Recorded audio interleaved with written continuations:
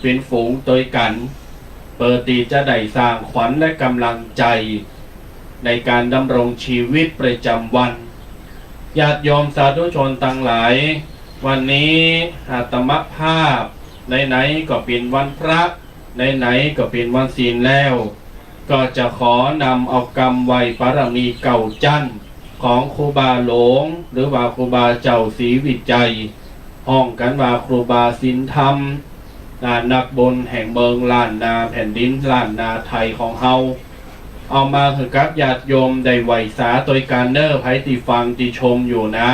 เพราะว่าจะฟังทางวิทยุ104.50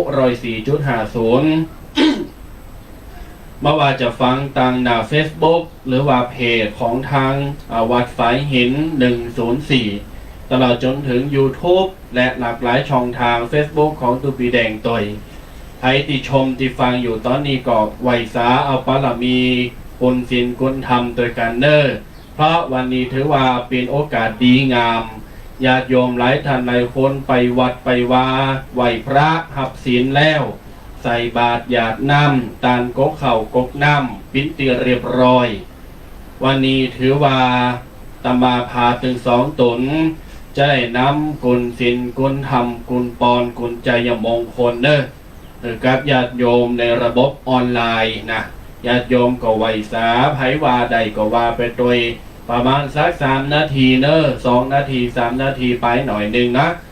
ถือโอกาสวันนี้เผยแพร่ให้กับญาติโยมสาธุชนก็รับบุญออนไลน์ตัวกันเนอะสา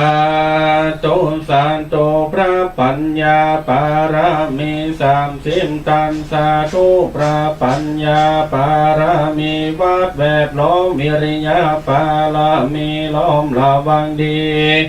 ศีลปารามีบังหอกดาบเมตตาปารามีบาแป้ตั้งปืนตานาปารามี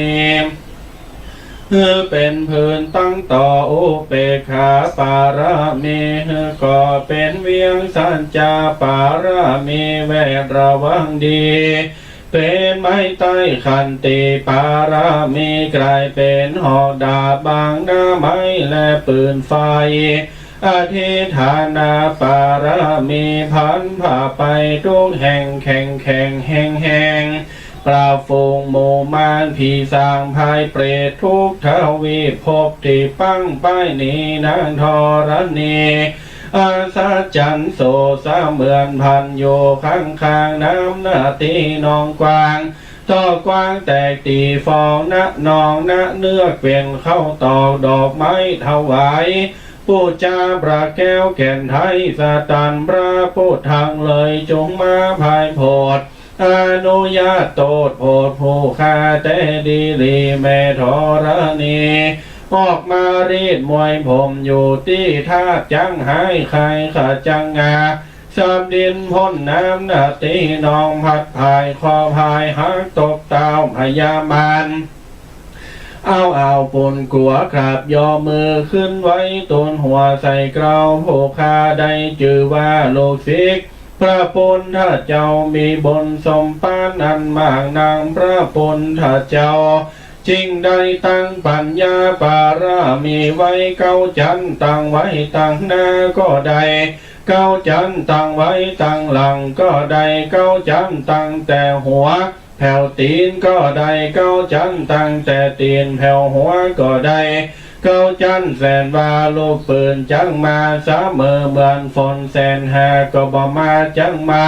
ใครได้ข้ามพระเจ้าเลยได้ว่าพุทธาคุณนางธรรมาคุณนางสังฆาคุณนางพุทธาอินตาธรรมอินตาสังฆาอินตาอัสวาหับแม่ธรณีโพโยเหนือน้ำโทโยกำแผ่นดินกันคาได้ระเนอเกิดถึงคุณพ่อคุณแม่คุณครูบาอาจารย์คุณพระแก้วเจ้าทั้ง3 ประการคือคุณพระพุทธคุณพระธรรมคุณพระสงฆ์คุณแดดคุณฝนคุณน้ำคุณลมคุณไฟคุณกุศลเจ้าก็ดีคุณพระตนภาวนาก็ดีคุณพระปัจเจกเจ้าก็ดีคุณนางอุตราก็ดีคุณแม่ธรณี ก็ดีขอมาหักษาตั้งกำนาและกำลังยังตนตัวแห่งผู้ค้าในกาลาวันนี้ยามนี้เต่งแต่ดีลีแดเตอพุทโธพุทธังหักษาธัมโมธัมมังหักษาสังโฆสังฆังหักษาพุทโธพุทธังอรหังธัมโมธัมมังอรหังสังโฆสังฆังอรหังพุทโธพุทธังกันหาธัมโมธัมมังกันหาสังโฆสังฆังกันหาอายุวันโนสุขังพะลังสาธุสาธุสาธุญาติโยมได้เพิ่มเติมเสริมบุญญาปรมีได้ไวสารัตนากุลยังครูบาเจ้าศรีวิจัยตามแบบฉบับบักเก่าเฮาลานนาเดอร์อนุโมทนากับญาติโยมญาติโยมสาธุชนต่างหลายจะได้พบปะอูจากับตุปีแดงวัดม่วงน้อยที่ได้มาจัดรายการวาทธรรมกำยองพร้อมกับธรรมาภาพเช้าวันนี้ตลอดจนถึงกุเตอร์ที่ผ่านมาจะได้อูจากันแล้วก็ญาติโยมสาธุชนในอาทิตย์ก่อนนะติดแล้วเสาแล้วธรรมาภาพ2 ตนได้นำเอามงคล38ประการขอวัดปฏิบัติศีลธรรมกรรมฐานคุณงามความดีที่เฮาจะได้กระทำในชีวิตประจำวันเพื่อเกิดสิ่งดีๆงามๆตัวมาในชีวิตห้องว่ามงคล38ประการวันนี้ตบาภาพถึง2 ตนจะโยตนาโอจากันต่อเนื่องวันก่อนนั้นเอาอาทิตย์ก่อนนั้นเอาถึงข้อที่10วันนี้จะเอาตั้งแต่ข้อ11 12 13จนถึงข้อที่20เนอะวันนี้จะเอา10 ข้อแต่วันก่อนนั้น10 ข้อวันนี้จะเอาเพิ่มเต็มตั้งแต่11ถึงข้อที่20เพราะฉะนั้นแล้วญาติโยมท่านใดอาทิตย์ก่อนอาทิตย์ที่แล้วที่ฟังจับใจความใด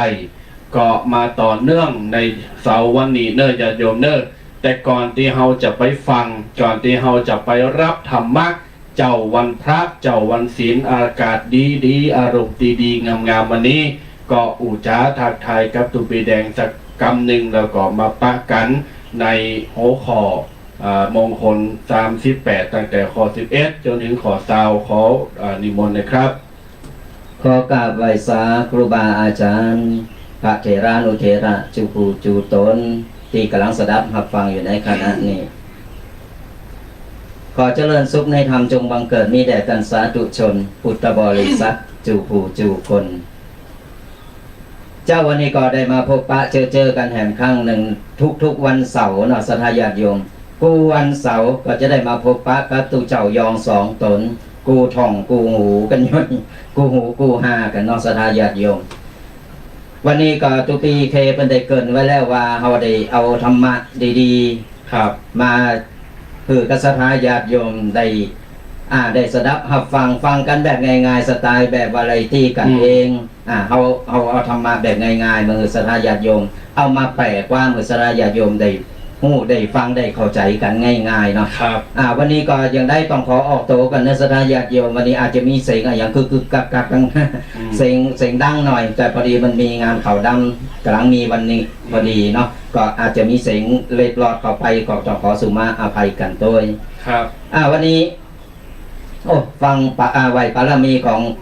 ครูบาอาจารย์ฟังแล้วขนลุกในสระญาติโยมขนลุกใจอย่างหนาวก็เนี่ยเอาฮีทอยแบบเก่าเฮากับบาลักบาลืมเนาะสระญาติโยมเฮาก็ได้เอามาฟื้นฟูเอามาคือมันได้บรรยากาศเข้าบรรยากาศกันเพราะว่าก่อนเฮาวัดก่อนเฮาบ่ายฟื้นฟูกันขึ้นมาตอนนี้เนี่ยมันก็จะเลยก็จะสูญหายกันไปเพราะฉะนั้นแล้วเขาเอามาเสริมเติมเอามาเราเราอ่อนรุ่นใหม่ๆเพิ่นได้ฮู้ได้หันได้ฟังว่าอันหยังเนี่ยมันเป็นอันหยังอย่างใดนี่เพิ่นก็ได้ถามปออุ้ยแม่อุ้ยปออุ้ยแม่อุ้ยก็จะได้ได้เล่าให้สถาญาติโยมได้ฟังกันเนี่ยมันเป็นการที่ว่าเฮาได้ฟื้นฟูวัฒนธรรมของเฮาเก่าก็บัลละใหม่ก็เอาเก่าก็บัลละเนี่ยที่เฮาก็เอามาผสมประสานกันจะมาเอาการบักเก่าอย่างเดิมอย่าง สมัยตะกอนนะมันก็สมัยบัดเดียวนี้ละอ่อนมันบ่ใครเข้าใจ เพิ่นละอ่อนมันห้องว่าโฮโบราณ ใจ ครับ โหโบราณนะหันมาทางเพว เนี่ยสถาญาติโยม ครับ เขาก็ต้องเอามาผสมประสานกันเพื่อได้เข้าใจกันง่ายๆในสไตล์วาไรตี้ส่งถึงบ้านสถาญาติโยมกัน ใช่แล้วครับ ว่าต้องมาถึงวัดว่าต้องนี่วันนี้วันศีลวันพระวันศีลวันธรรมเนี่ยมาฟังธรรมะกัน ครับ แล้วก็จะได้สบายใจสบายอกสบายใจได้ข้อคิดต่างๆ ไปตัวก็ขอฝากกันเอาไว้สถาญาติโยม ครับอ้าวญาติโยมสาธุชนต่างหลาย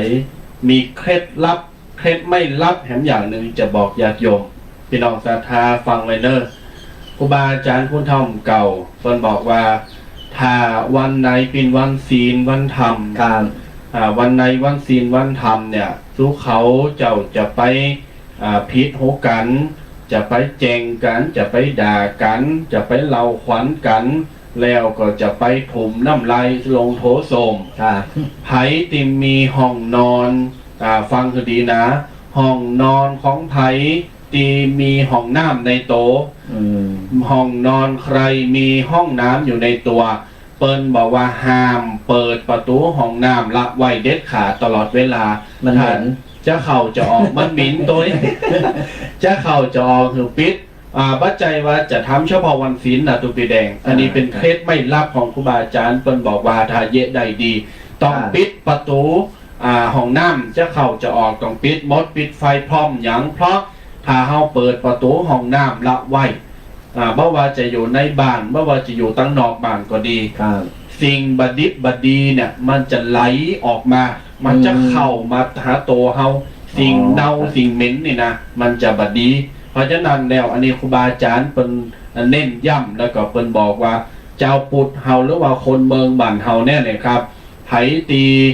ฟังอยู่แล้วก็ขอประจำตัวแล้วก็ไปบอกคุณเฒ่าคุณแก่ละเอ็กละออนพ่อแม่ลูกเต่าเหล่าหลานญาติพี่น้องเอาโดย ครับ ว่าตูเจ้าเนี่ยเปิ้นว่าจะอั้นนะจะย่ำแห่งกรรมเด้อญาติโยมบ่ว่าจะเป็นวันศีลก็ดีบ่ใจวันศีลก็ตาม ข้อที่หนึ่งจะไปด่าแจงโหกัน อันนี้เฉพาะถ้าเป็นวันศีลเนี่ยบัดนี้ทำเป็นอย่างยิ่ง ครับ เพราะวันศีลนี่พร้อมอย่างเป็นวันพระเจ้าเปิ้นมาโปรดภายย้ายบุญน่ะ พระพุทธเจ้าเปิ้นมาโปรดสัตว์อ่ะปล่อยผีปล่อยเพศมาวันโกนเนาะ ครับ แล้ววันเนี่ยเป็นวันศีลน่ะเปิ้นก็ปล่อยผีปล่อยเพศมากินมาทาน วันนี้ตามดังหลายไม่ว่าจะเป็นวันศีลวันใด15 ค่ำ8 ค่ำเขาวสากลางวสาก็ตาม เปิ้นว่าพระเจ้าละแล้วก็เทวดานี่นะครับ เปิ้นจะปล่อยญาติพี่น้องของไผก็ตามแต่ติดตายไปแล้ว อืม วันศีลทุกๆวันศีลเปิ้นจะปล่อยให้ลงมาหาญาติพี่น้องที่ยังมีชีวิตอยู่เพิ่มหยังเปิดตีหวังจะใส่บาตรหยาดน้ำไปหือตานกกเข่ากกน้ำไปหือกินจะตานเสือตานผ้าตานเข่าตานน้ำไปหือถ้าญาติพี่น้องไผก็ตามตีบักกินบักตานกกเข่ากกน้ำบักใส่บาตรหยาดปกไปหือคนที่ตายแล้ว ครับ จบข่าวมดซิดคำสอย พระเจ้ากาเต็มบทเทวดาเปิดกระห้องดวงวิญญาณน่ะปิกมาปิกมาสูถึงได้กินได้ดองอย่างเนาะญาติพี่น้องสูมันหักสูญาติพี่น้องมันจานเอาของสูเขากินปิกมาก็ไปได้กินได้ดองก็ไม่ได้ไปเกิดอ่ะครูบาอาจารย์บันถือหนา แล้วก็ประการต่อไปอย่างที่เน้นย้ำแป้มเจ้า ห้ามเปิดประตูห้องน้ำละไว้เด็ดขาดบ่ว่าจะวันศีลบ่วันศีลก็หัวพี่น้องศรัทธาไผเข้าไผออกคือปิดตลอดเวลาเลยนะปิดตลอดเวลา เพราะสิ่งบดีเนี่ยสิ่งเน่าสิ่งเหม็นอัปมงคลเนี่ยมันจะไหล มันจะเข้าสู่โตวเฮาเข้าสู่ครอบครัวเฮาแล้วตั้งแต่วันนั้นที่เฮาบ่ปิดเนี่ยเฮาลืมปิดประตูน่ะตลอดสุดปีสุดแรงสุดเดินอ่ะชีวิตของเฮามันตึงอยู่หมดมันตึงมีกระสิ่งมันตึงมีกระของหยังเป็นเน่าเป็นเหม็นอันนี้เป็นต้นก็เลยมาฝากกับญาติโยมเด้อพี่น้องศรัทธาฟังไว้เด้อเอาละญาติโยมสาธุชนเปิดตีบ่หือเป็นการเสียเวลา ครับ บ่หือเป็นการเสียเวลาแกเดียวได้ว่าฮ้อรู้ก็จะว่า38ประการนี่ก็ยังปากนักลำเลยอย่า บางคนก็ติดตามเฮาฟังอยู่ญาติโยมสาธุชนมองคน38ประการขอตีต่ออาทิตย์ที่แล้ว บัดเดี๋ยวนี้ถึงข้อที่11จดไดเนอร์ญาติโยมจดใส่กระดาษเนอร์ไม่ต้องจดเอากำอูก็ได้นะเอาเฉพาะที่เป็นหลักสำคัญเอาหัวข้อแล้วก็ไปกึดแปลใจความเอาก็ได้นะเอาละมงคลข้อที่11มาตาปิตุอุปัฏฐานังแปลเป็นภาษาไทยว่าดูแลอุปถัมภ์อุปถากบิดามารดาดูแลอุปถัมภ์อุปถากบิดามารดาปินจะใดญาติโยมข้อนี้มันเข้าสู่หัวจิตหัวใจเข้าสู่สำนึกบนห้องว่าจิตใต้สำนึกของทุกคนอยู่แล้วเพราะกูคนเกิดมาเนี่ยมีปอมีแม่มดบ่มีไผออกมาจากพัดลมบ่มีไผออกมาจากสิงโตแนววัดบ่มีไผออกมาจากหูปั่นเต็มดากำแพงวัดมีไผออกมาจากเก้ามงกำลำไยสวนหอมบุกบุญออกมาสุมาเดือใจกำนี้เป็นกำเมืองเฮาบุกบุญออกมาจากต้องแม่ของเฮาต้องปอนิ้งใจนะนิ้งใจเพราะว่าต้องปอนิ้งเนี่ยญาติโยมเพราะฉะนั้นแล้วปนถึงบอกว่าพระคุณพ่อ21พระคุณแม่12คุณป้อ21คุณแม่12เนี่ยพี่น้องศรัทธาสาธุชนต่างหลายมาตาปิตุอุปทานังการตีลูกเต่าเหล่าหลานเนี่ยดูแลเอาใจใส่อุปถัมภ์อุปถากจอยเหลือกั้มจูปอแม่ถือว่าเป็นมงคลอย่างยิ่งถือว่าเป็นมงคลอย่างยิ่งนะครับญาติโยมสาธุชนต่างหลายหลายท่านหลายคนก็มักจะตั้งคำถามตลอดเวลาดูเจ้าพระเนรหรือว่าผู้จัดรายการเนี่ยมาชี้แจงอู่เรื่องธรรมะญาติโยมอาจจะถามหรือว่าสงสัยในข้อนี้ว่าตุปีแดงตุปีเคครับตุปีเคเจ้าตุปีแดงเฮยมาเดี๋ยวนี้มาอู่ถึงว่าการดูแลเอาใจใส่ปอแม่ของเฮาเนี่ยเป็นมงคลอย่างยิ่งถ้าเกิดว่าสุมาเตออีปออีเมตายไปแล้วหรอกับบัดนี้ไพ่ผอกอยดูแลก็จะเป็นมงคลจะได้อันนี้ตุปีแดงอธิบายซะท่านจะยงเข้าใจหน่อยเนอะปอแม่เฮาตายไปแล้วเนี่ยเฮาจะอุปถัมภ์เปิ้นจะได้ก็คือคนเฮาก็ยังที่บอกแล้วปอกับแม่ก็คือเป็นครับลมโพลมไซหรือว่าเป็นพระอรหันต์ในบ้านของเฮาครับเฮาเกิดมาอันดับแรกเฮาก็ต้องปะปอปะแม่ล่ะครับปะหมอก่อนกันปะหมอปะหมอเกิดมาปะหมอกับว่าปะปอปะแม่นะ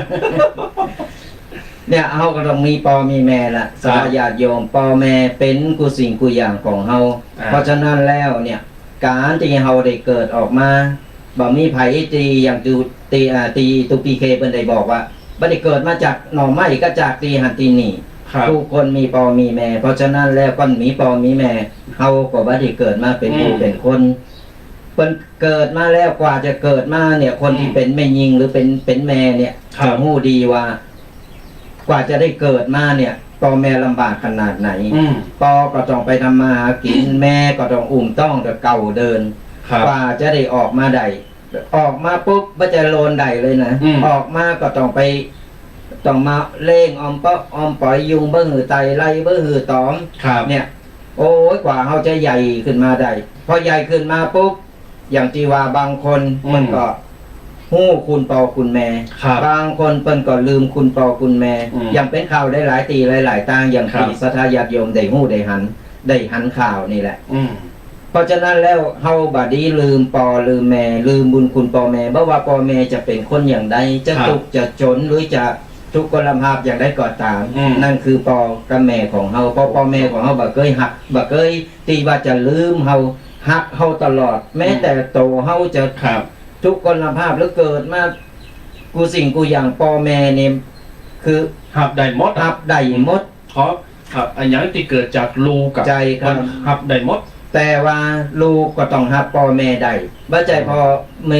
มีลูกมีผัวไปแล้วปุ๊บมีครอบครัวไปแล้วทีนี้ลืมพ่อลืมแม่ละหันพ่อแม่เป็นไม่กะฝากหรือว่าเป็นห้องว่าเป็นส่วนเกินเป็นส่วนเกินน่ะเลยบ่ใครดูแลไปหั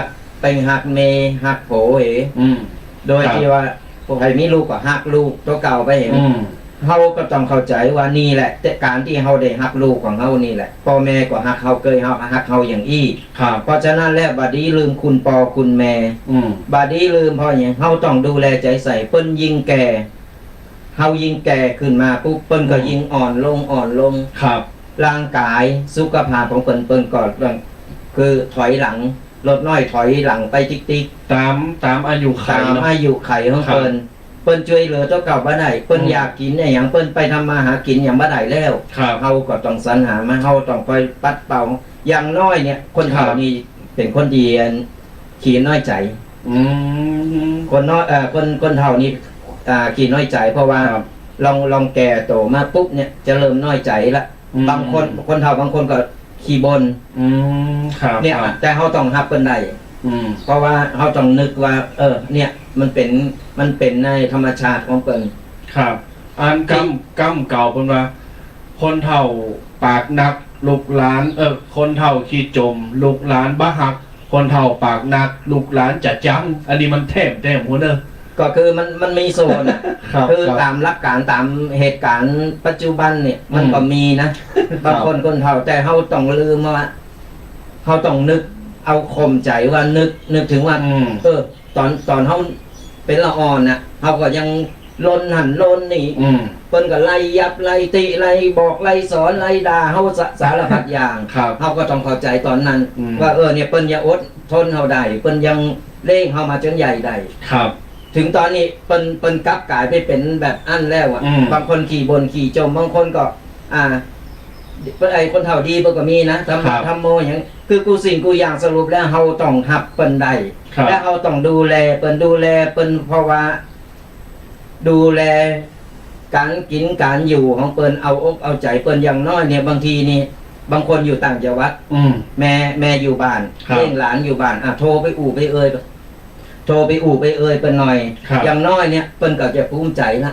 ลูกก็บ่ลืมนี่คือเป็นกำลังใจ ครับ เป็นกำลังใจเฮาต้องฮือกำลังใจเปิ้นต้องว่าแม่วันนี้แข็งแรงเนาะ วันนี้กินข้าวลำเนาะเปิ้นปลื้มเปิ้นดีใจเปิ้นน่ะสถาญาติโยม ครับ ไผที่เป็นละเอ็ดละอ่อนเนี่ยฟังไว้เถอะคือเฮาต้องดูแลไป เพราะต่อไปเนี่ยมันจะเป็นกงกรรมกงเกวียน ก่อนเฮาบ่าวดูแลเพิ่นตอนนี้เฮาไปตบไปตีไปขาไปตบไปตีไปว่าไปด่าเพิ่นเนี่ย อันเนี้ยแล้วต่อไปเนี่ยเฮามีลูกมีหลานขึ้นมาปุ๊บเนี่ยเฮาจะโดนผลตอบแทนตอนนั้น กรรม เพิ่นเฮาว่ากรรมบ่ต้องไปจาดหน้าจานนี่เลยสนาญาติโยม ครับ เพราะฉะนั้นแล้วในมือพ่อแม่เฮายังคนเฮาเอาอกเอาใจดูแลเพิ่นหน่อย ครับ บัดนี้เลยเพิ่นขยากหยังเพิ่นอยากกินหยังเฮาก็สรรหามาให้เพิ่นกินอย่างน้อยเพิ่นได้กินข้าวได้กินเนี่ยหรือว่าอยากหันหน้าลูกแล้วก็ได้ยินคำชมจากลูกให้หน่อยเนี่ยเพิ่นปลื้มเพิ่นดีอกดีใจเพิ่นยิ้มเพิ่นดีใจเพิ่นขอเจ้าอีแหละแล้วถ้าไผที่ว่าพ่อแม่เพิ่นบ่อยู่แล้วเพิ่นละโลกไปแล้ว อันนี้เฮาไปเอาอกใจไป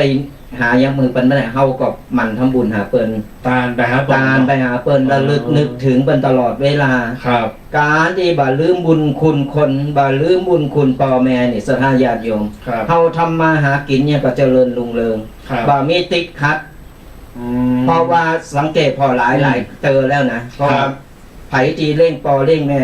มีความเจริญมันจะก้าวกระโดดไปเรื่อยๆ ครับ เนี่ยบุญคุณพ่อแม่เฮาบ่หันแต่ว่าเปิ้นสามารถที่ว่าบุญคุณเนี่ยสามารถช่วยเฮาได้เฮาจะทำมาค้าขายจะทำการทำงานเนี่ยเจริญรุ่งเรืองแต่ไผที่ว่าบ่เคารพพ่อแม่บ่ฮู้จักบุญคุณคนนี่นะไปทำมาหากินยังก็ตามแต่บ่มีความเจริญมีกระต่ำลงบางคนไปดูถูกปอแม่เนาะ ใช่ครับ ว่าเป็นคนตุกจะอั้นตุกจะอี้เกิดมาเฮามีเงินมีทองอายเจ้าหมูเจ้าฟูงก็มีเนี่ยโอ้มันตึงสะปากสะเปบันมาเฮาบ่เดี๋ยวเนาะ เนี่ยเปิ้นฮ้องว่านานาจิตตัง ครับ เพราะฉะนั้นแล้วเฮามีลูกเฮาเร่งลูกเฮาก็พยายาม ครับ เป็นตัวอย่างเป็นแบบอย่างที่ดีให้ลูกต่อไปลูกก็จะได้ดูแลเฮาจะได้ดูแลจะได้ใจใส่เฮาเพราะว่ามันเป็นแบบอย่างที่ดีให้ลูก ครับ และลูกบางคนเนี่ยพ่อแม่พิการแล้วลูกก็มาครับ จำแล้วก็คอยจำโอ้พ่อแม่ยี่แล้วต่อไปครอบครัวเขาก็จะลำบากเพราะว่าเขาได้สื่อได้เห็นหู้ในสิ่งที่บดีมา จะไปทำจะอ่านแทมกรรมอ่ะ เพราะฉะนั้นแล้วเนี่ยเฮาเป็นพ่อแม่เฮาก็ต้องเป็นแบบอย่างที่ดีให้กับลูก ครับ และก็ลูกก็ต้องเป็นแบบอย่างที่ดีเป็นแบบอย่างที่หือลูกต่อไปเนี่ยได้หู้ได้หันว่าเอาปฏิบัติพ่อแม่อย่างอีก ครับ และต่อไปเราอ่อนมันก็จะโตย อันนี้คือธรรมะในการดูแลปิตามารดาหรือว่าพ่อแม่ ใจครับ แถมประการหนึ่งในทางพระพุทธศาสนาศรัทธาญาติโยมต่างหลายเพิ่นบอกว่าลูกเนี่ยมี3ระดับ3ประการ ระดับที่1เพิ่นว่าอนุชาตบุตร2อภิชาตบุตร3อวชาตบุตร3อย่างแตกต่างกันญาติโยม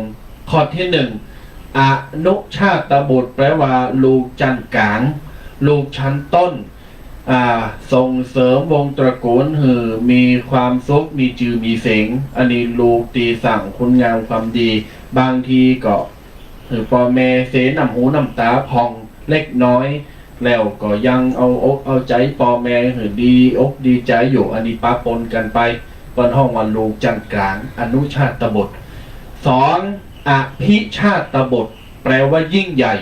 นั่นคือลูกที่สร้างคุณงามความดีเชิดชูเล่งดูพ่อแม่เล่งดูสื่อตระกูลหือกาดกุงลุงเริงมีความสุขสมฐานะสมกับคำว่าเป็นลูกปอลูกแม่อันนี้อภิชาตบุตรแปลว่าลูกยิ่งใหญ่ลูกที่มีความยิ่งใหญ่เล่งดูพ่อแม่ได้จอยเหลือพ่อแม่ได้ต่อไปลูกชั้นที่3อันนี้คือต่ำที่สุดอวชาตบุตรอวชาตบุตรนี่ท่านทั้งหลายจะหันได้ว่าคำว่าอวะนี่มันตึงบดีละอย่างท่านทั้งหลายไปงานข่าวดำไปงานอวะมงคลอวชาตบุตรก็เหมือนกันแปลว่าลูกชั้นต่ำลูกชั้นต่ำนี่ไม่ได้พุทธไม่ได้เกิดทำหือพ่อแม่ได้ให้เสน้ำหูน้ำตาทำหือพ่อแม่บ่มีความสุขทำให้ครอบครัวตกต่ำย่ำแย่กินเหล้าเมายาเบาการเบางานดังนี้เป็นต้นดังนั้นลูกจะมี3ระดับ1อนุชาตบุตร2อภิชาตบุตร3และอวชาตบุตรญาติโยมสาธุชนต่างหลายอันนี้ถึงว่ามงคลข้อที่11มาตาปิตุอุปทานังเอตมังคลมุตตมังการส่งเสริมเล่งดูอุปธรรมบำรุงพ่อแม่พระในบ้านเป็นสิ่งที่เป็นมงคลที่สุดในชีวิตมาถึงมงคลข้อต่อไปมงคล38ข้อที่12ปุตตะสังฆโหสั้นๆปุตตะสังฆโหใจความภาษาไทยเป็นแปลว่าการเลี้ยงดูการสงเคราะห์บุตรตะกี้ดูแลเลี้ยงดูพ่อแม่ใจครับตอนนี้เป็นธรรมะของพ่อแม่ตีจะส่งเสริมจะเร่งดูปูเสือหือชีวิตจิตใจแก่ลูกข้อ2ข้อนี้เป็นข้อที่เกี่ยวเนื่องกันเราก็จะอาจจะบ้านักจะมาอธิบายกันนักเพราะว่าเป็นข้อถือว่ารวมไปเป็นข้อเดียวกันก็ว่าได้เพราะพ่อแม่ก็มีกุลต่อลูกลูกก็จะต้องตอบแทนกุลพ่อแม่ดังนั้นเมื่อพ่อแม่มีลูกมาแล้วพ่อแม่ก็จะต้องส่งเสริมเร่งดูลูกคือปิ้นใหญ่ปิ้นโตเป็นคนดีในสังคมต่อไปอันนี้ข้อที่12เอาละญาติโยมสาธุชนต่อไปมงคลข้อที่13ทาระสังฆโหทาระสังฆโหนั้นเป็นแปลว่าเมื่อเฮามีพ่อมีแม่มีลูกแล้วต่อไปไปสั่งครอบครัวแปลว่าการสงเคราะห์ภรรยาสงเคราะห์สามีข้อนี้ก็สำคัญอันนี้เป็นเพื่อนคู่บ้านเพื่อนคู่ชีวิตมิตรคู่เรือนคำว่าห้องกันยังไงว่าสามีภรรยาหรือโพเมมันจะละกันบ่ได้นะ อันนี้มันจัดอยู่ในศีลข้อที่3กาเมญาติโยมเมื่อเฮาตกลงปงใจ ว่าจะใจชีวิตมอบชีวิตมอบร่างกายหัวใจของฉันเนี่ยกับบุคคลคนนี้แล้วเฮาก็จะต้องมีความสื่อสัตย์มีความจริงใจจริงแท้และก็แน่นอนตั้งมั่นรักในกฎศีลข้อที่3ว่าข้าจะบ่ไปลักจู้สู่ผูสู่สาวสู่เมฆปืนอื่นตันจะหักเดียวใจเดียวตลอดชีวิตจะหาไม่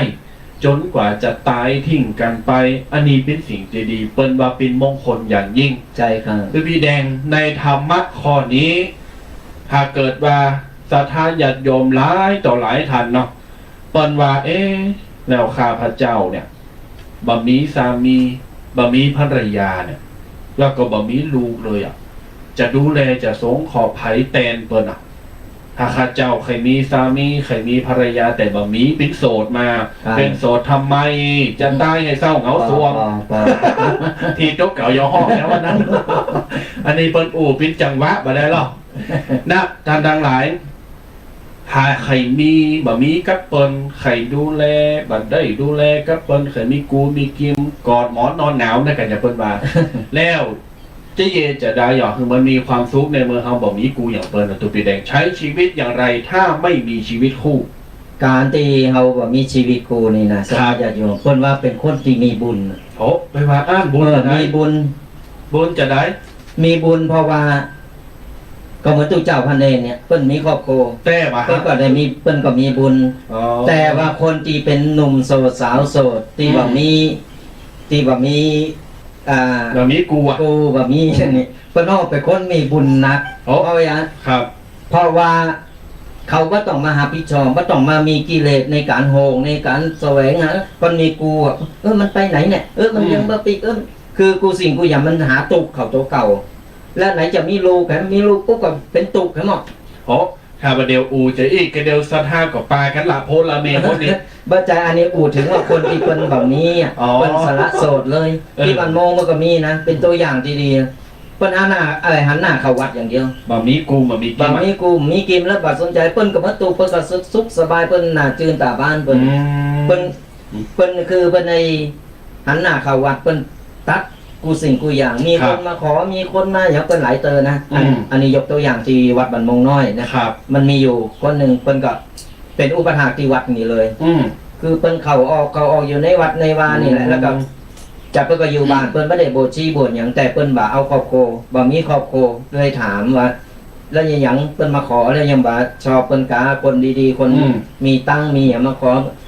ขออยู่อย่างนี้แหละพ่อแม่ก็ตายไปหมดพี่อ้ายก็ตายหมดเหลืออยู่คนเดียวเพิ่นก็อยู่ของเพิ่นนี้ สบายใจกว่า เพิ่นว่าสบายใจมันบ่ตุกก็เลยในธรรมะอยู่ข้อหนึ่งที่เคยอ่านปะเพิ่นว่าเป็นคนที่ว่าคนที่แบบมีเป็นคนที่เป็นโสดสละโสดเนี่ยเป็นคนที่มีบุญที่สุดแล้วทีนี้คนที่มีกูมีกิมอันนี้บัจจัยว่าจะเป็นบาปนะอันนี้บาป ว่าดวงสมพงษ์ ใช่ดวงสมพงษ์คู่สร้างคู่สมกูบุญที่จะสั่งความดีสั่งความสุขไปตัวกันใช่ครับอันนี้มันจะมีการเป็นกูกันนี่เหมือนกันนะมันมีถึงกูสั่งกูสมกูกรรมกูเวรกูผีกูเพศก็มีกูผีกูเพศคือมันมีสปะอันนี้มันเป็นกรรมของคนดูคือกรรมมันได้สร้างกันมาตั้งแต่จากที่แล้วปางก่อนมาแล้วเนี่ยคือเป็นได้สร้างได้ทำกันมาปุ๊บก็บางทีก็ได้โอ้ยหักกันก่อนจะตายก่อนจะจากลากันเพื่อก็จะยังขอสับเอ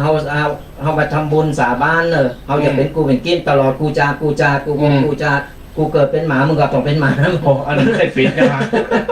เนี่ยสนาญาติโยมอันนี้เป็นว่าบัดนี้สาบานกันไว้นะบัดนี้สาบานกันไว้คือมันเป็นกูกรรมกูเวรกัน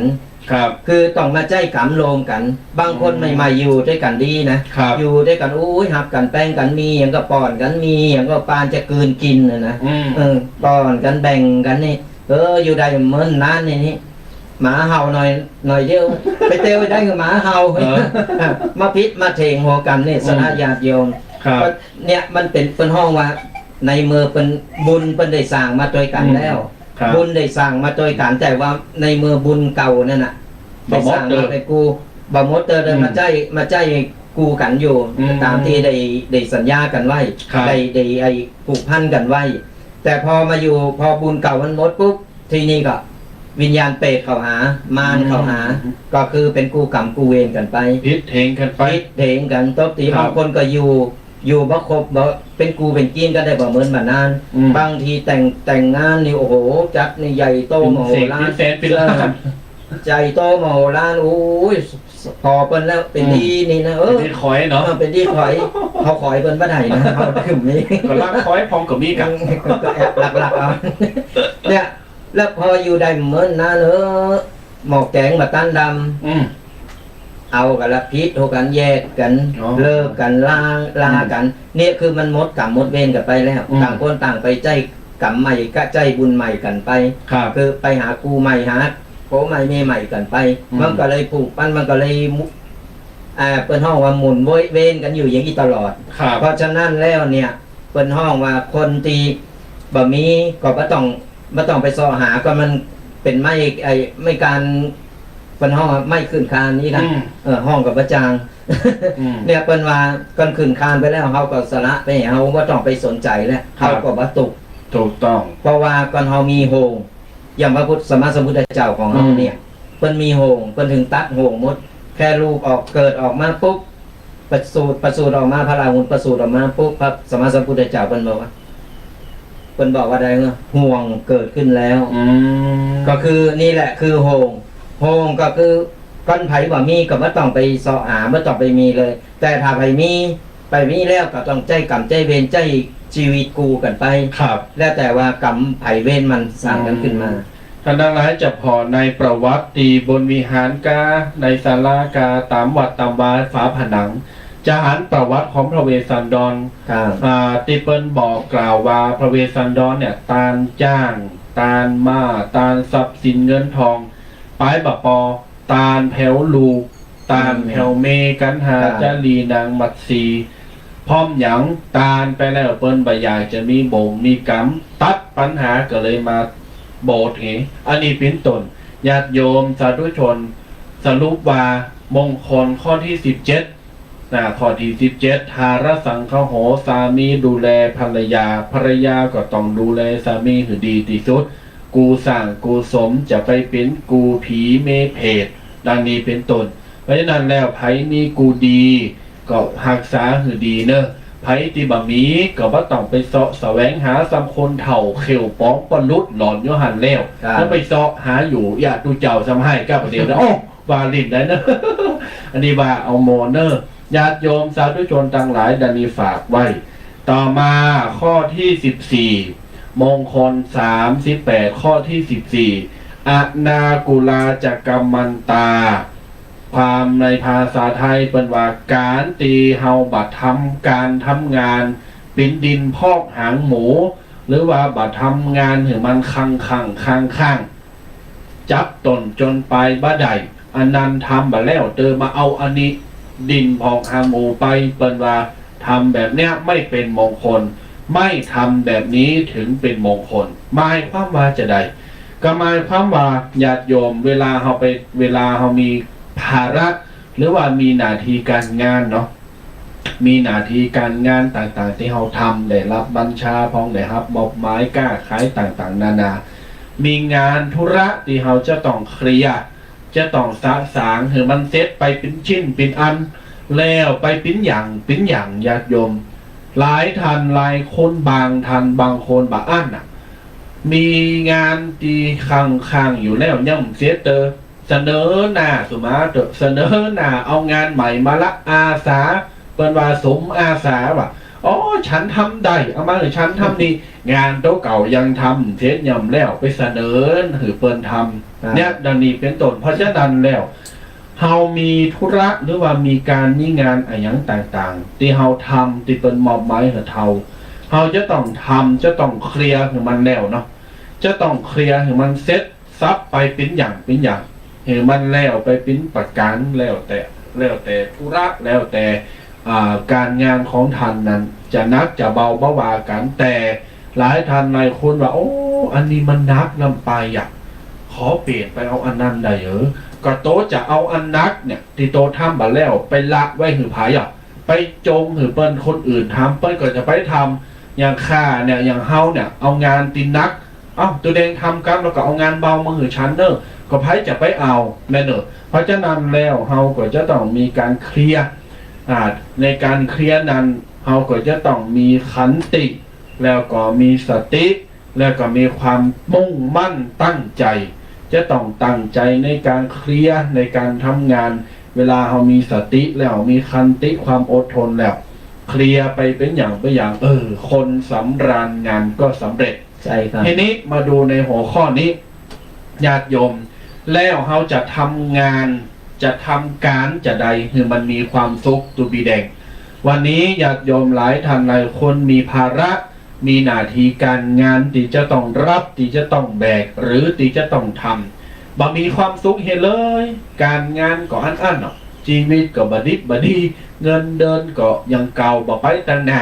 ติดก๋อมได้โบนัสโบนเนิร์ดก๋อมได้อย่างเปิ้นโอทีโอเทอะก๋อมได้ไปได้เข่าอย่างเปิ้นโอ้เก่าปันแปดปันมันกลุ่มการลูกเต่าเหล่าล้านเฮ้ยมันกลุ่มกาโผกาเมกาหอเจ้าบั่นซื้อกาลดบ่มีความสุขกะทุกปีข้าเจ้าผมเขาจะเยจะได้จะอยู่อย่างไรทำงานอย่างไรให้มีความสุขทุกปีแดงก่อนอื่นเนี่ยการทำงานนี่นะครับการทำงานเคยอู่ไปข้างหนึ่งว่าการทำงานในเมื่อเขาทำได้เขาก็ต้องเลิกเขาต้องเลิกในการทำงานเพราะว่างานอะไรอย่างก็ตามแต่ว่าก่อนเขาจะมีงานที่ว่าจะเป็นงานที่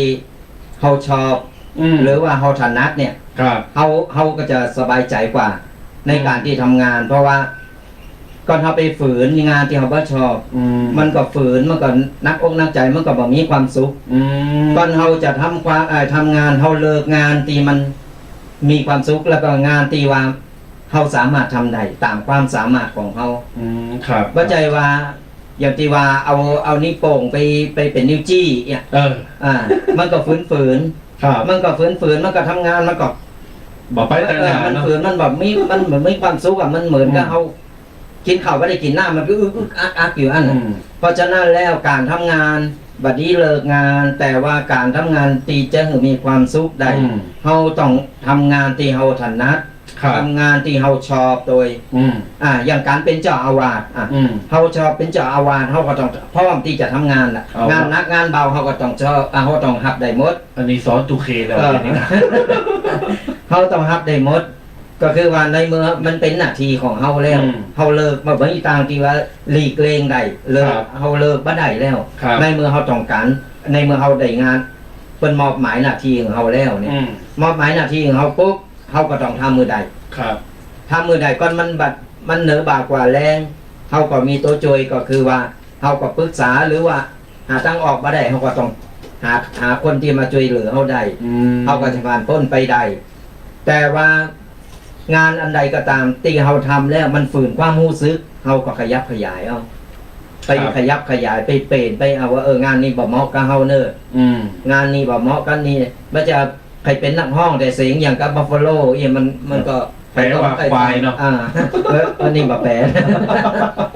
เนี่ยสระญาติโยมเขาทำงานถึงมีความสุขก็คือเป็นงานที่เขาชอบที่เขาฮักและก็งานที่เขาถนัดโดยก่อนเขาบัตรถนัดเขาไปฝืนมันตึงบ่มีความสุขแล้วก็บ่มีความ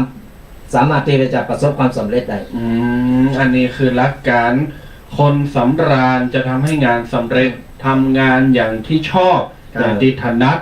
ทำงานอย่างมีความสุขแล้วถึงแม้ว่าเขาจะบัตรถนัดบ่มีความสุขแต่ว่าเขาก็ก่อยๆทำไปปรึกษาหารือคนนั้นคนนี้ไปมันจะคลี่คลายแล้วเขาก็จะถึงความสำเร็จในต่อไป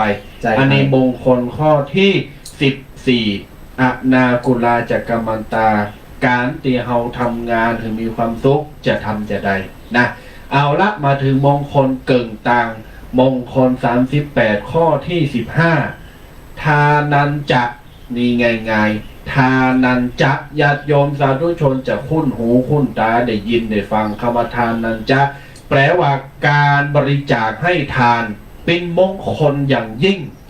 ญาติโยมเน้นย้ำอยู่เสมอในทางศาสนาพุทธของเราจะเน้นการหือทานการมอบความสุข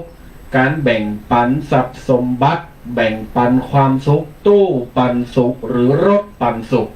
นี่วัดม่วงน้อยก็ปันสุขเนื้อไผ่ใครใดมาเอาได้เลยนะครับตอนนี้ยังไม่ได้พอแล้วนะญาติโยมสาธุชนการหือทานย่อมเป็นมงคลอย่างยิ่งหือทานจะได้จะเป็นมงคลหลายทางหลายคนกังขากับผอดีเป็นอย่างมากหลายทางหลายคนหือทานแล้วโอ้ปดเปิ่มมดนะ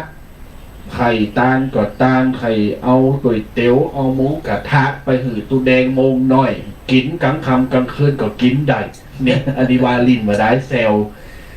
ไข่ตานตู่ยินตานรถตานหั่นตานหนีตานเสือผ้าอาพรแม่กระทั่งว่าบริจาคคือคนตุกข์คนยากคือคนพิการคนด้อยปัญญาโอกาส เอาสมุดปากกาดินสอสื่อชุดนักเรียนไปมอบเหงื่อเอ็กหลอกอ่อนมีกิจกรรม แม่ก็ทางวันในหมู่บ้าน แสดงนำใจหือเปิ้นเวลาเปิ้นมีอะไรอย่างก่อนเล่งน้ำเล่งน้อมเล่งเข่าเล่งป้าจอยเลอเปิ้นเฟอเผือแผลเนี้ยถือว่าเป็นการหือตาลกรรมว่าการหือตาลบัจใจว่าจะต้องไปตาลในวัดอย่างเดียว ค่ะ มอบปันสิ่งดีๆคือสังคมผู้อื่นคือมีความสุขเฮาก็มีความสุขนี่ขึ้นชื่อว่าการให้ทาน หลายทานหลายคนแปลคำว่าการให้ทานพิษแปลว่าโอ้จะต้องไปตานกกเข่าจะต้องไปตานสังอย่างเดียว อันถึงจะแปลว่าตานบัจจัยญาติโยมสาธุชนเพราะฉะนั้นแล้วตีความหมายให้ถูกเด้อจะได้นำไปบอกลูกบอกหลานและนำไปปฏิบัติในสิ่งที่ถูกต้องญาติโยมสาธุชนการตีเฮาจะไปตานบ่ว่าจะตานกกเข่าตานสังตานเสื้อผ้าอาภรณ์สิ่งของใจอุปโภคบริโภคหรือ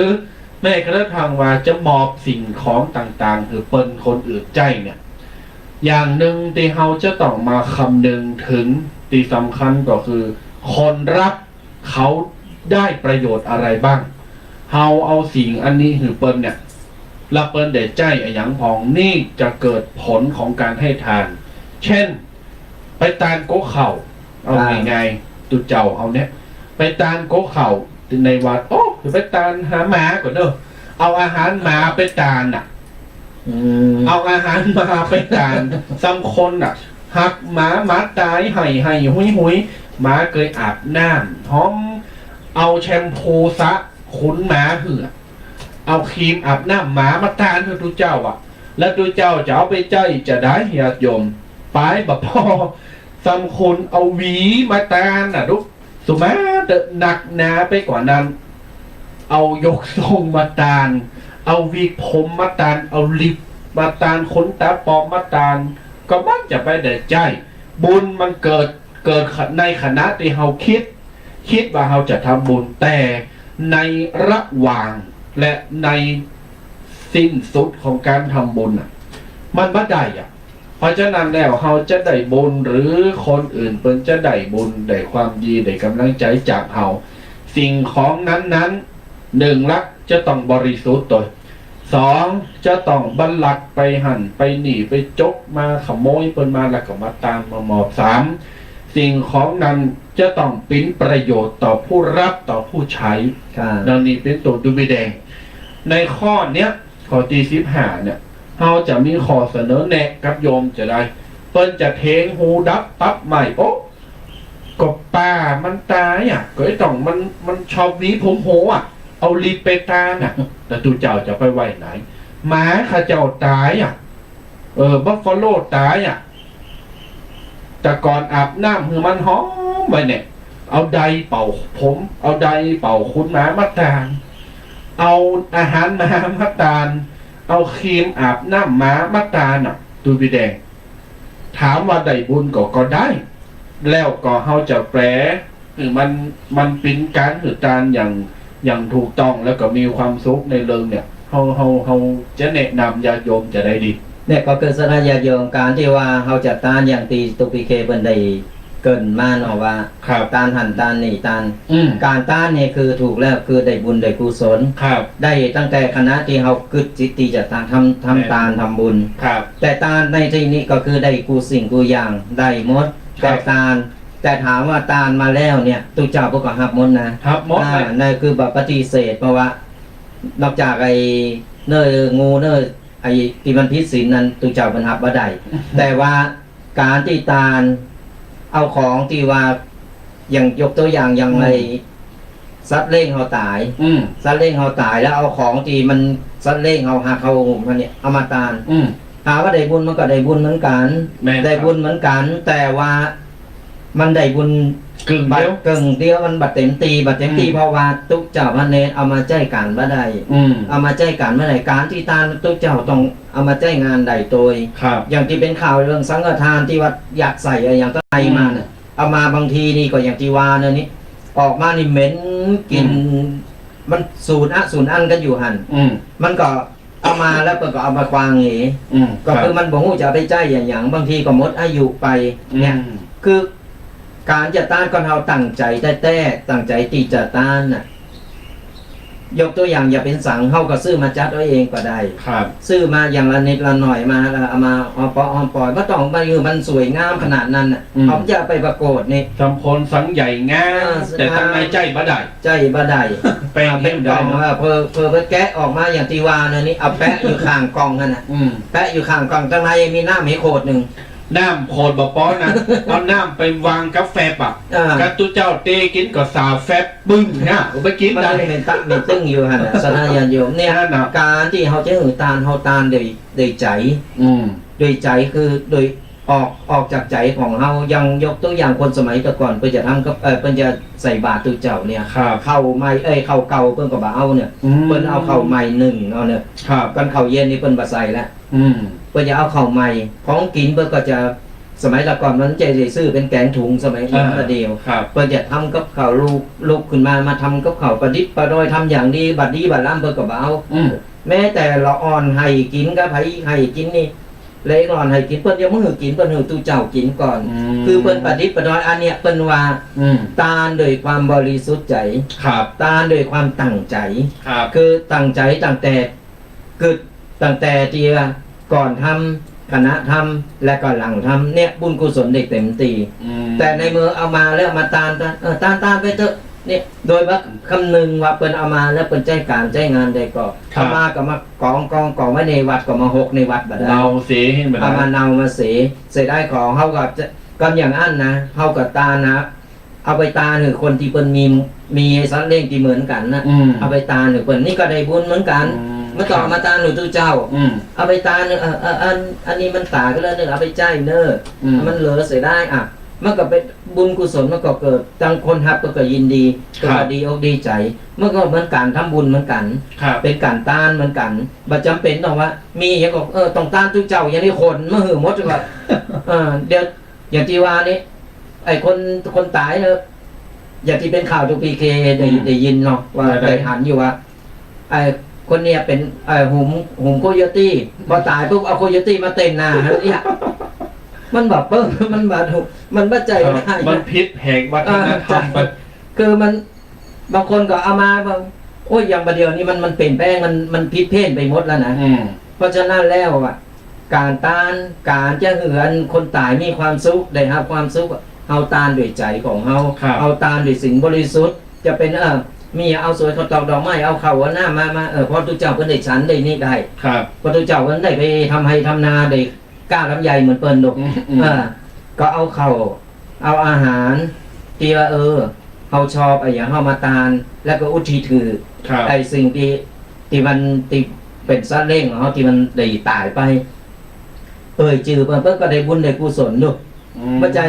หมาตายแล้วก็ไปซื้อกระดูกต้มมาแล้วมาถวายตุเจ้าอย่างนั้นตุเจ้าเงี้ยเนี่ยสนาญาติโยมฝากไว้ตัวว่าของที่มันเหลือใจแล้วเนี่ยเอาเสียได้เอาเนี่ยเอาไปตาหรือคนที่เปิ้นมีคนที่เปิ้นต้องการบางทีเนี่ยคนที่เปิ้นต้องการใจเปิ้นแต่เปิ้นไม่ได้ซื้อหรือเปิ้นมดไปเนี่ยเปิ้นก็ยังดีกว่า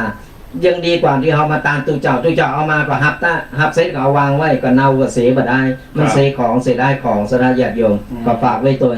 อันนี้ก็ธรรมะมงคลในข้อที่15ทานันจะแปลว่าการหือตาลหรือของตี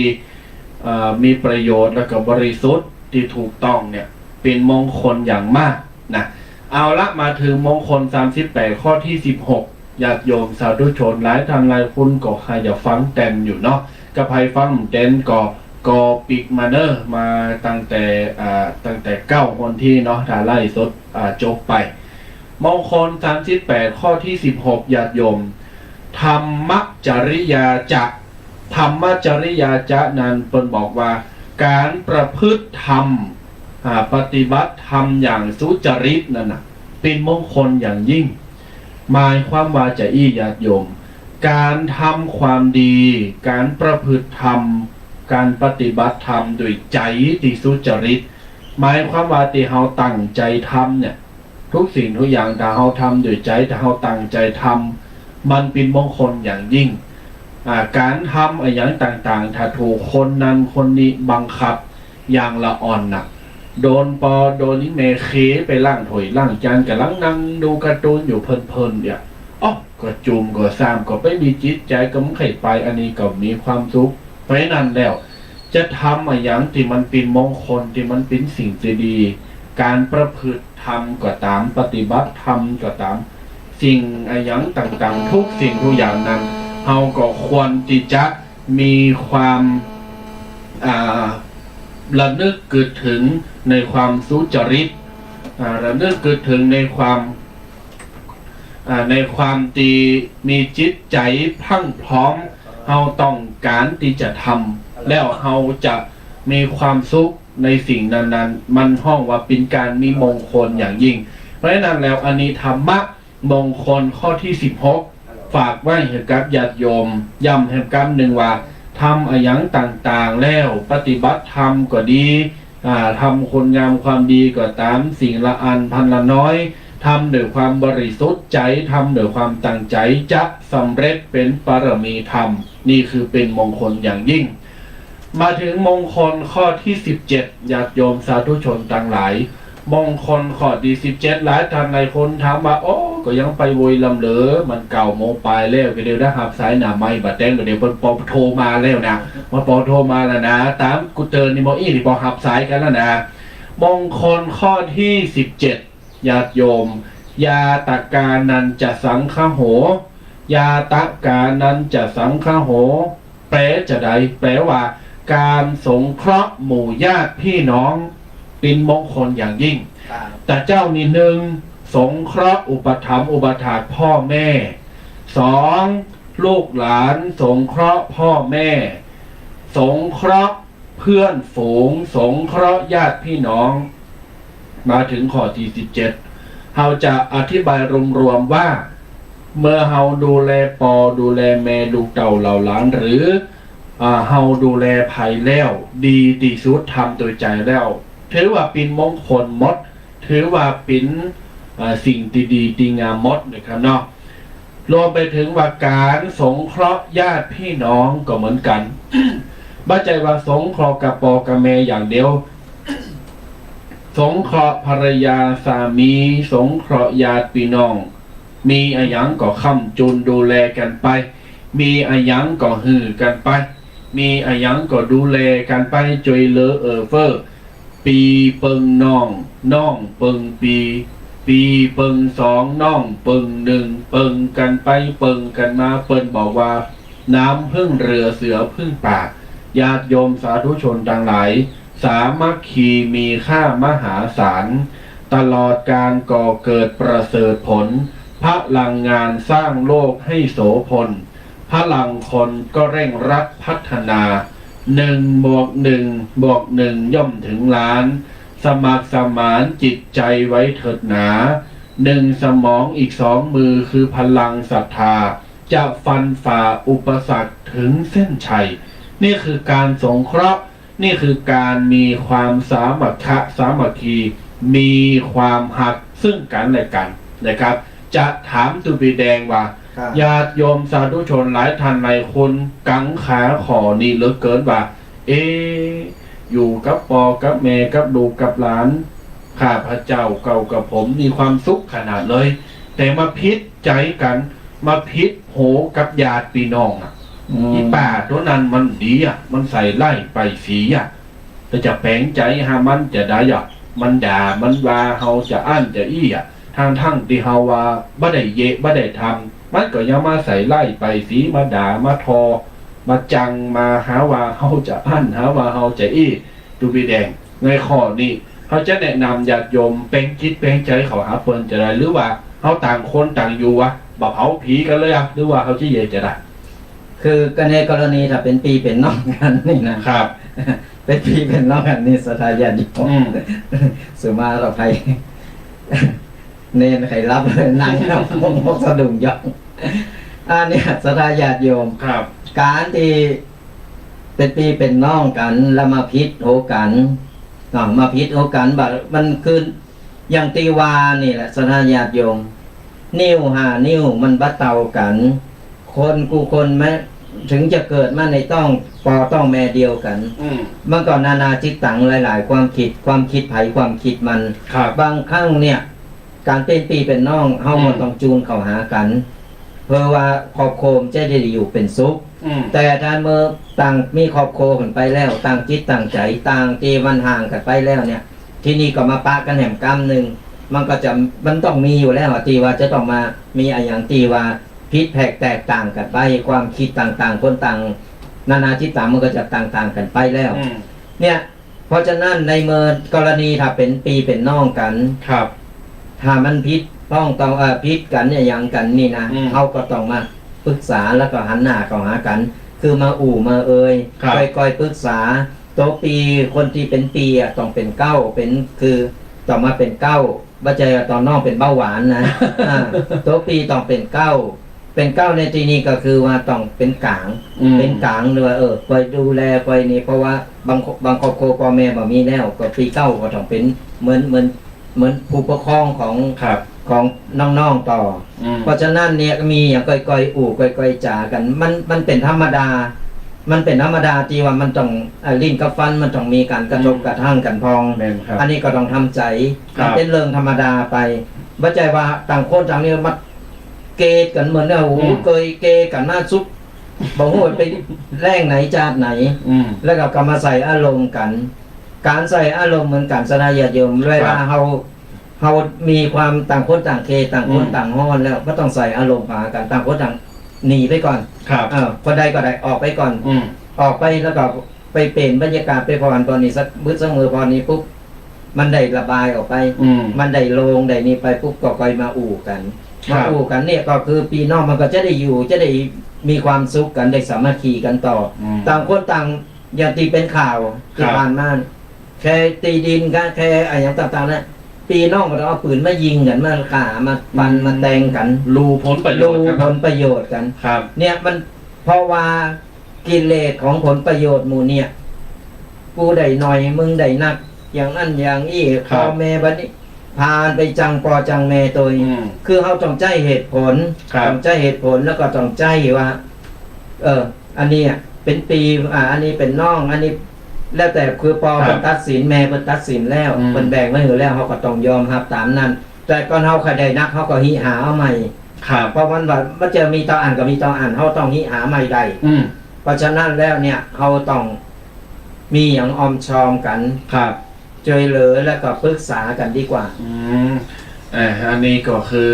หัวข้อในการสงเคราะห์ช่วยเหลือมีน้ำใจซึ่งกันและกันนะครับเอาละญาติโยมมาถึงรองสุดท้ายแต่ยังไม่ท้ายที่สุดมงคล38ข้อที่19อารติวิรติปาปาญาติโยมพวกมันยังเหมือนภาษาอีดีลำเหลือสถาจะว่าอันเป็นภาษาบาลีเนอร์มงคล38ข้อที่19หมายความว่าอารติวิรติปาปาแปลว่าการงดเว้นทำบาปทุกสิ่งทุกประการเป็นมงคลอย่างยิ่งการยกเว้นในการทำบาปทำกรรมเนี่ยสร้างอกุศลสร้างสิ่งที่บดิบดีมันเป็นมงคลอย่างยิ่งไม่ส่งเสริมว่าจะต้องไปลักทรัพย์ไปพิษลูกพิษเมฆ่าสัตว์ตัดชีวิตพิษศีล5ศีล10ศีล200ปลายบัจจัยเขาจะต้องมีการยกเว้นจะต้องมีการทอมใจเขาก่อนต้องมีการระลึกว่าจิตใจของเฮาเนี่ยพิจารณาไปเป็นอย่างบัดเดี๋ยวนี้จิตใจเฮามันห่อนกา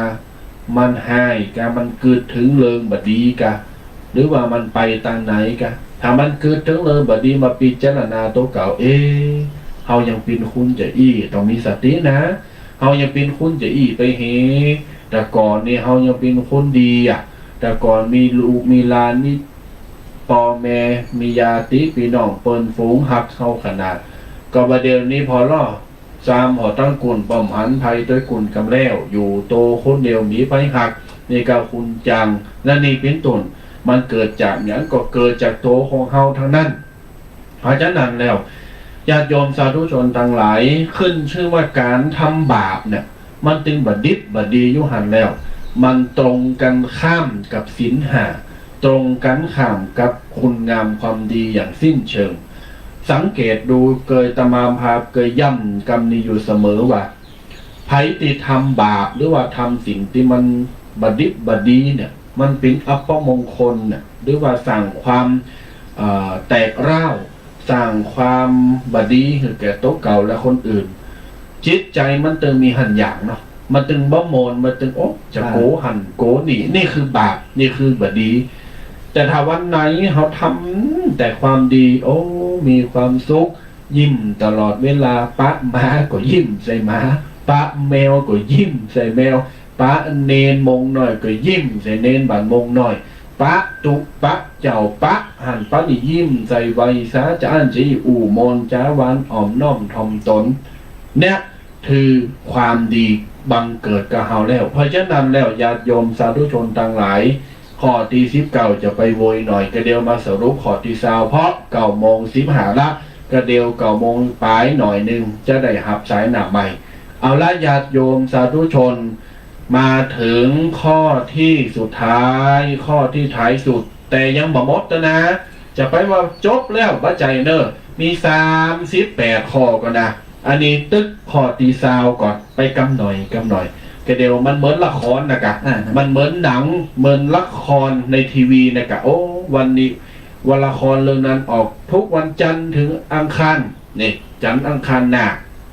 ติดตามตอนต่อไปเนี่ยท่านมันก็จะไปโมนตุเจ้าก็เหมือนกันเนี่ยแหละตุเจ้านิสลิเดสถาจะว่าญาติโยมสาธุชนมงคล38ข้อที่20ข้อที่20มัชฌะปานาจะสัญญโมมัชฌะปานาจะสัญญโมแปลว่าการสังวรการสังวรหมายความว่าการที่เฮาจะต้องมีการระมัดระวังบัดไปดื่มน้ำเหล้าน้ำเหล้าเมายาบัดไปดื่มสิ่งเสพติดสุราเมรัยปนวาข้อนี้ถือว่าเป็นมงคลอย่างยิ่งนี่ญาติโยมขอดีโยงมาถึงสุราเมรัยะข้อที่5นี่คือศีล5แต่ว่ามงคลข้อที่20เนี่ยเปิ้นบอกว่าเฮาควรที่จะกึดก่อนสังวรในใจก่อนว่าโทษของเราเนี่ยมันมีหนักมีหลายเสทรัพย์เสสินเสเปินเสฝูงเสเงินเสทองเสบ้านเสจองเสรถเสลาเสเปินเสฝูงเสทุกสิ่งทุกอย่างที่ขึ้นชื่อว่าเสียสุราน้ำเหล่านี่มันตมานำครับอย่างนั้นอย่างหนึ่งนะเสโพเสเมเสโพเสเมบางคนก็ได้โพได้เมในวงเหล่าก็มีนะอันนี้สุมาเจเนอร์อูเกาโมนหลายท่านหลายคนมองว่าก็กินเหล้ามันลำก็ลำจะได้ก็ขาหันสูแป้งปูโทคิ้วนี่พอต่อจุนกันน่ะหน้านี่งิกอย่างปากตุ่มบางงามกันเนี่ยนะให้กินเหล้าแล้วยิ้มนี่มีลูกค่าอยากตัวแดงเย็นพอหรอกเนี่ยญาติโยมตอของเหล่าอันดับแรกถ้าเอาเข่าปากมันตึงแป้งหน้าบางงามยุหันแล้วมันตึงแป้งหน้าอย่างผีบ่า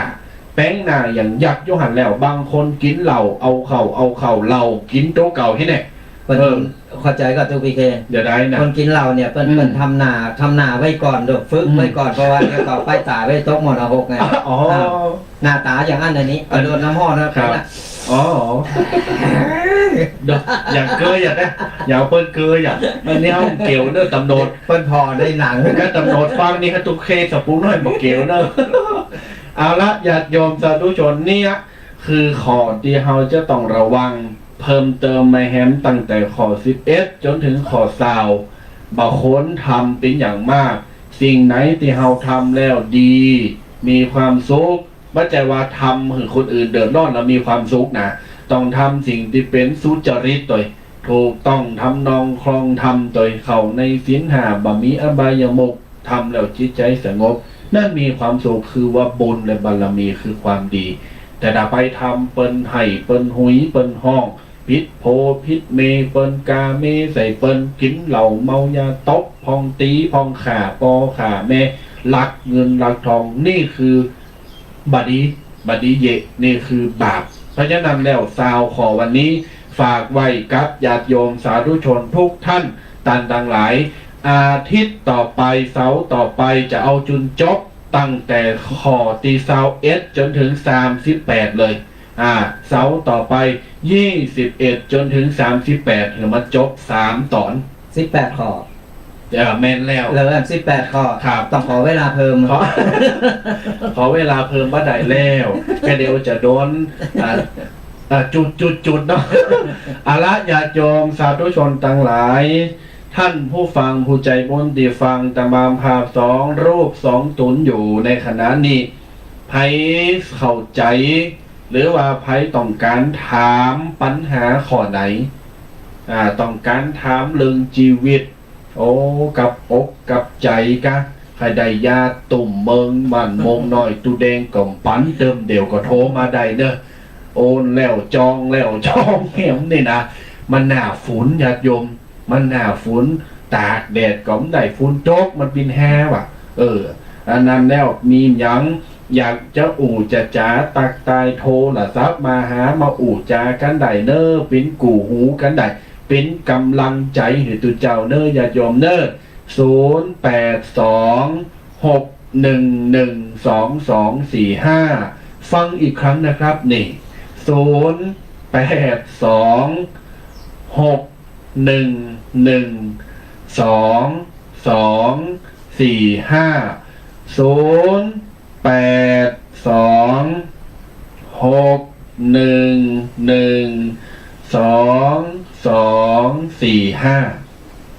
มียังก็โทรมามามาตักมาตายกันเป็นอย่างไรพองต้องพูดว่าฝนตกก็นี่ตั้งมงน้อยนี่ตกมา2 วันติดกันนะสระญาติโยม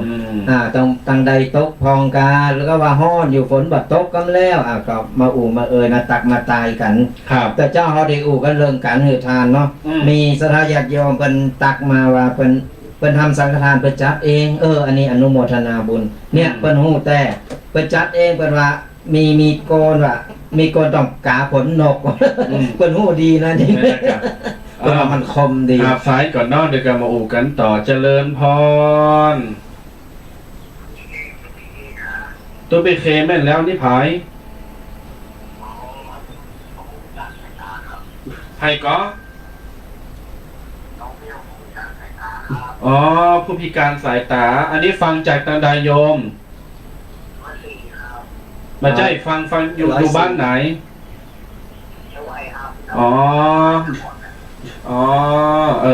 โยมอายุเท่าใดล่ะอันกะอนุโมทนากับเนอโยมเนออนุโมทนาตัวที่โยมฟังเนาะดีละแม้ว่าสุมาเนอะแม้ว่าจะบาหันตั้งโลกพ่องแต่ก็จิตใจขอฮึดกว้างฮึดใสเนอะญาติโยมเนอะ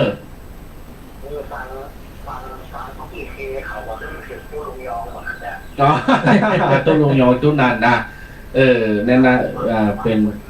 หมู่เดียวกันแม่นละแม่นละ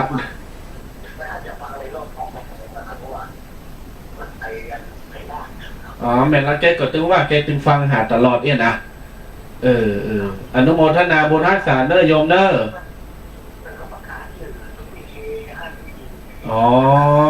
ขอบคุณเจ้าหน้าขอบคุณเจ้าหลายกำลังใจเหมือนกันนะโยมเนอชื่อทุกพี่แดงด้วยกันน้อยใจอยู่เนี่ยกำลังเจ้าวาเนี่ย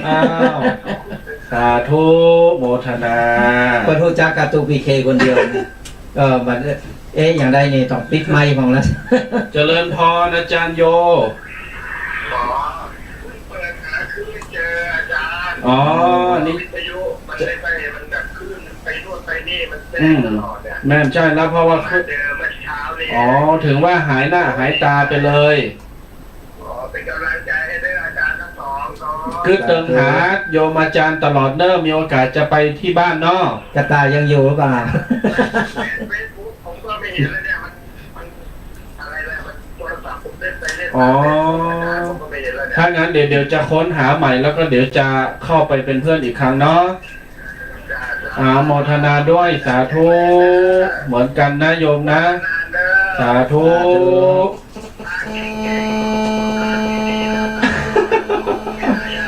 สาธุเจริญพรโอ้ครับผมเจริญนะฮะเจริญพรจำแม่ได้โย แม่ชื่อหยัง จำแม่อยู่ปุ้นอย่างก็อ่าตังปุ้นตังจอมตองได้ล่อหน้ากากที่อันไปหาแล้วได้ไหมก่อหน้าไก่ไม่หายไปไหนเหียพอละหายไปไหนยังบ่ได้ยินกันสักคำ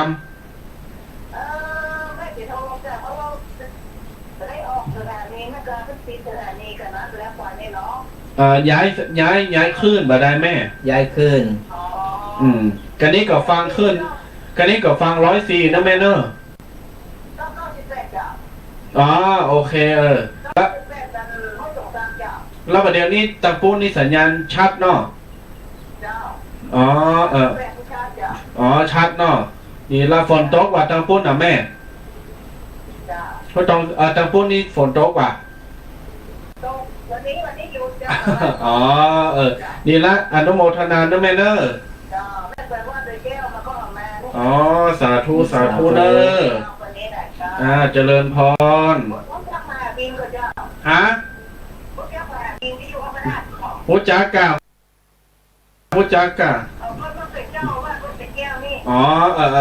ดีละจะได้โมทนานะแม่เนอะมันวางไปเห็นละโทรมาใหม่เนอะใต้5110นี่นะเบอร์ไผ่ฮู้เนอะโทรมาใหม่5110แล้วจะโทรมาเครื่องเดี๋ยวก็โทร ญาติโยมสาธุชนพี่น้องศรัทธานโมทนาเนอะติโทรศัพท์มาเป็นกำลังใจแก่กันและกันเฮาจะอยู่ด้วยกันนี่ถึง10 โมงไผใครฟังเพลงย้อนก็โทรมาใจกะ มาลินกันเนอะวันนี้มีวันศีลวันธรรมเนอะอยู่ดีมีความสุขจะไปตุกจะไปจนจะไปด่ากันจะไปนี่เนอะญาติโยมเนอะไข่โหยิ้มหากันเนอะเจริญพรสาธุสาธุ โยมฟังจากตังใดแม่น้อยบ้านหม้อตะปูนบ้านหม้อนี่สัญญาณโอเคก่อนแจ่มใสอย่างหน้าตายแม่แน่นอน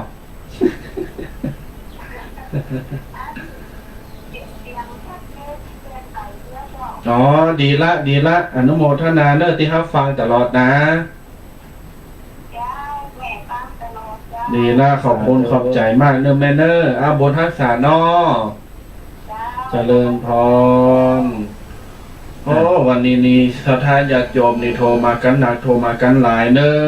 เปิดกำลังงานลูกวัดกันมากกัน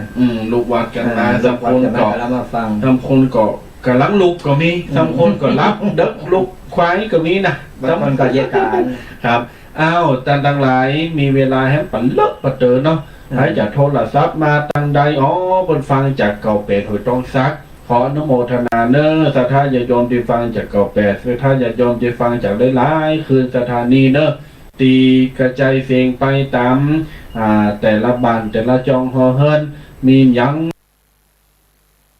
จากันไหนตากตายกันไหนเนอะเบอร์โทรศัพท์0822422245ตูปีเค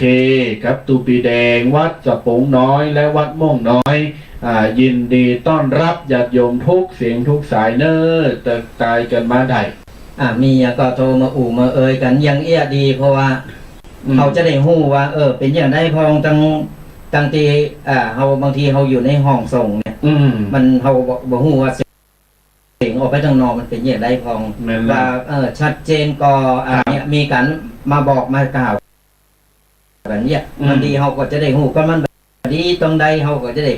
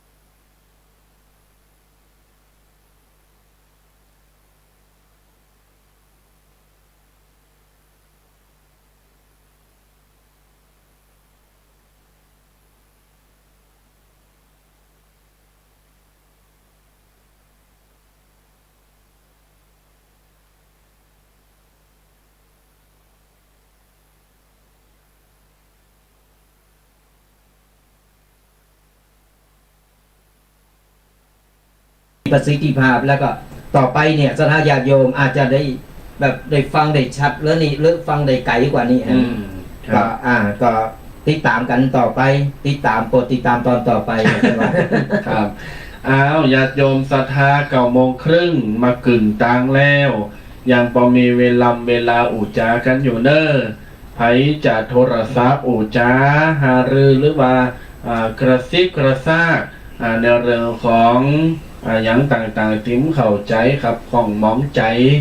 โทรศัพท์มาถามมาอุจากันได้0826112245เน้อญาติโยมเน้อไผตีอยู่ตั้งใดได้ยินกาบ่ได้ยินกาชัดกาบ่ชัดกาฝนตกฟ้าห้องกากำลังไปวัดไปฟังเทศฟังธรรมอย่างต่างๆก็เลยเป็นเห็นหูกันไปเนาะแล้วก็เน้นย้ำบาญาติโยมศรัทธาที่ฟังธรรมะมงคล38เพิ่มเติมในตั้งแต่ข้อที่1จนถึงข้อที่20เนี่ยอาทิตย์ที่แล้วจนถึงบัดเดี๋ยวเนี้ยไผตีเข้าใจกัมเข้าใจกะข้อไหนเอาไปใจใดแล้วกะเอากำลังจะไปใจหรืออย่างต่างๆข้อเสนอแนะก็โทรศัพท์มาได้แล้วก็อาทิตย์ต่อไปเนอะมาติดตามหาฟังกันในข้อที่21จนถึงข้อที่38แปลกมาโหบรรลุให้มากันก็จะจบรายการบรรลุข้อที่38ถ้าว่าแปลกมันข้อที่21เราถึงข้อที่38จะปิ้นความใจจะได้จะปิ้นใจความจะได้มีเนื้อหาสาระจะได้เฮาก็มาฟังกันเพราะการที่เฮาประพฤติปฏิบัติในเรื่องของคุณงามความดีมีศีลมีธรรมในจิตในใจในญาติโยมสาธุชนต่างหลายถือว่าเป็นสิ่งดีๆนะถือว่าเป็นสิ่งดีๆนะแต่หลายท่านในคุณมองข้ามการทำบุญว่าบุญเนี่ยจะทำได้ก็ถึงใดวัดเนี่ยมันถึงตั้งโยหันก็เด็กแล้วจะไปได้ก็ถึงไปได้ตู้เจ้ากะก็ถึงมีวัดท่านเนาะทำไรมันถึงไปไหนนอกจากมันได้รักสิบบกอีกแล้วคนว่านะเขาถึงอยู่หันวัดถึงมีหันไปมันได้ก็ได้ไปกล้าไปขายก่อนอันนี้เคยได้ยินกำหูนะเพิ่นว่าโอ้หนัวก็ใส่บาตรตู้เจ้าหนัวก็ไปวัดไปว่าไปตานหั่นตานี่ก็อีแม่เขาพ่อเขาก็จะไปได้เนี้ยเวียกเนี้ยการไอ้อย่างนั้นตุ๊อีวะโอ้เขาฟังอีเขากัดโอเคยญาติโยมเดี๋ยวถามก่อนดูพี่เก่งใส่บาตรในวัดคำไงก่อนหน้านี้เฮ10 นาทีเดี๋ยวบัดเถวเนี่ยใส่บาตรให้จอมป๊อกแล้วก็ทับปอนจกข่าวแล้วเนี่ยเขาก็ต้องไปอ่างก็เขาบอกพ่อเขาก็ต้องไปอ่างน้องว่าอันมีเวลาครับต่างๆนานาเขารอหันรอวันรอคืนเขายังบอกฮู้ว่าต่อไปเนี่ยเขาจะมีโอกาสมีเวลาก่อแล้วดีก่อนนอนวันนี้นอนปุ๊บโตมันผูกมาไม่ได้ตื่นแล้วมันก็มีคือนั้นมันการที่นี่เขาบอกฮู้ว่าจังนอกเนี่ยเป็นอย่างใดกันครับเพราะฉะนั้นแล้วเนี่ยเพราะว่ารู้วันเกิดบอกฮู้วันตายใช่ครับวันเกิดนี่จะร้องแล้วจะร้องแฮมจอดอกไม้แล้วจอดอกไม้แฮมจะอั้นจะอีปูโทษงามแล้วงามแฮมเนาะใช่ครับแล้วพอวันตายมาเฮาฮู้เนี่ยมีการเต็มเนี่ยมีการตอนทับพวกจะตายแล้วเนอะเอาจอดอกไม้มาเนอะเอาตูเจ้ามาเนอะมันใจรู้เพราะฉะนั้นแล้วญาติโยมรู้วันเกิดแต่ไม่รู้วันตายอันนี้เป็นสิ่งที่แน่นอนเลยเพราะฉะนั้นแล้วต้องเตรียมตัวก่อนตายเตรียมกายก่อนแต่งนี่เป็นว่าเกมโตก่อนจะตายหมายความว่าจะใดเกมโตก่อนจะตายหมายความว่ามันทำบุญเตรียมเสบียงบุญไว้ยามตายไปแนวเนี่ยจะบัดได้ไปตกมรณะจะได้ขึ้นสวรรค์ปินเตวบุตรพุทธปินเทวดาอยู่ในฟ้าอยู่ในฟ้าดีๆจั่นดีๆต่อไป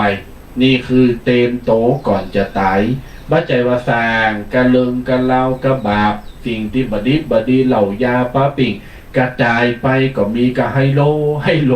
ตายไปก็กองหาเหล่าตายไปกับผู้หนอมต้องไปหวังสวรรค์วิมานเนี่ยตกมรณะเลยเนี่ยญาติโยมไผไข่หู้ว่ามรณะ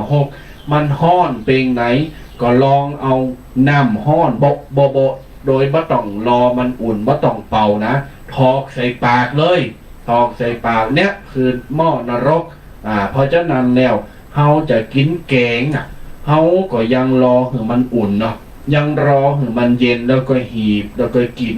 ปัจจัยว่าตักปบกินปับปัจจัยเพราะนั้นแล้วเหมือนกันเขาจะต้องเกมโตก่อนจะตายแล้วก็เตรียมกายก่อนแต่งหมายความว่าใหญ่เกมกายก่อนแต่งก็หมายความว่าเฮาจะไปแต่งงานกับไผเฮาจะไปตกลงปงใจอยู่บ้านจองหอเฮินกับไผปิ้นกูปิ้นกิมกับไผเนาะก็จะต้องมีการตั้งโตก่อนมีการปรึกษาหารือก่อนเกมร่างกายคือพร้อมเกมครอบโคคือพร้อมจ้านัดหมายเป็นดีเป็นดีเตรียมกายก่อนแต่งเนี่ยอยากโยบพระนั้นแล้วก็ฝากไว้คือกับพี่น้องศรัทธาท่านสาธุชนญาติโยมเน้นย้ำแห่งครั้งหนึ่งเนอะใน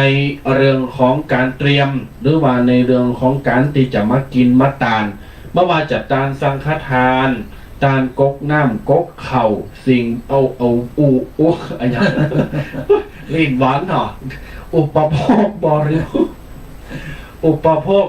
โภคเนี่ยว่าไปว่ามาลิ้นหวานเปิ้นเร่งน้ำลูกมงหน่อย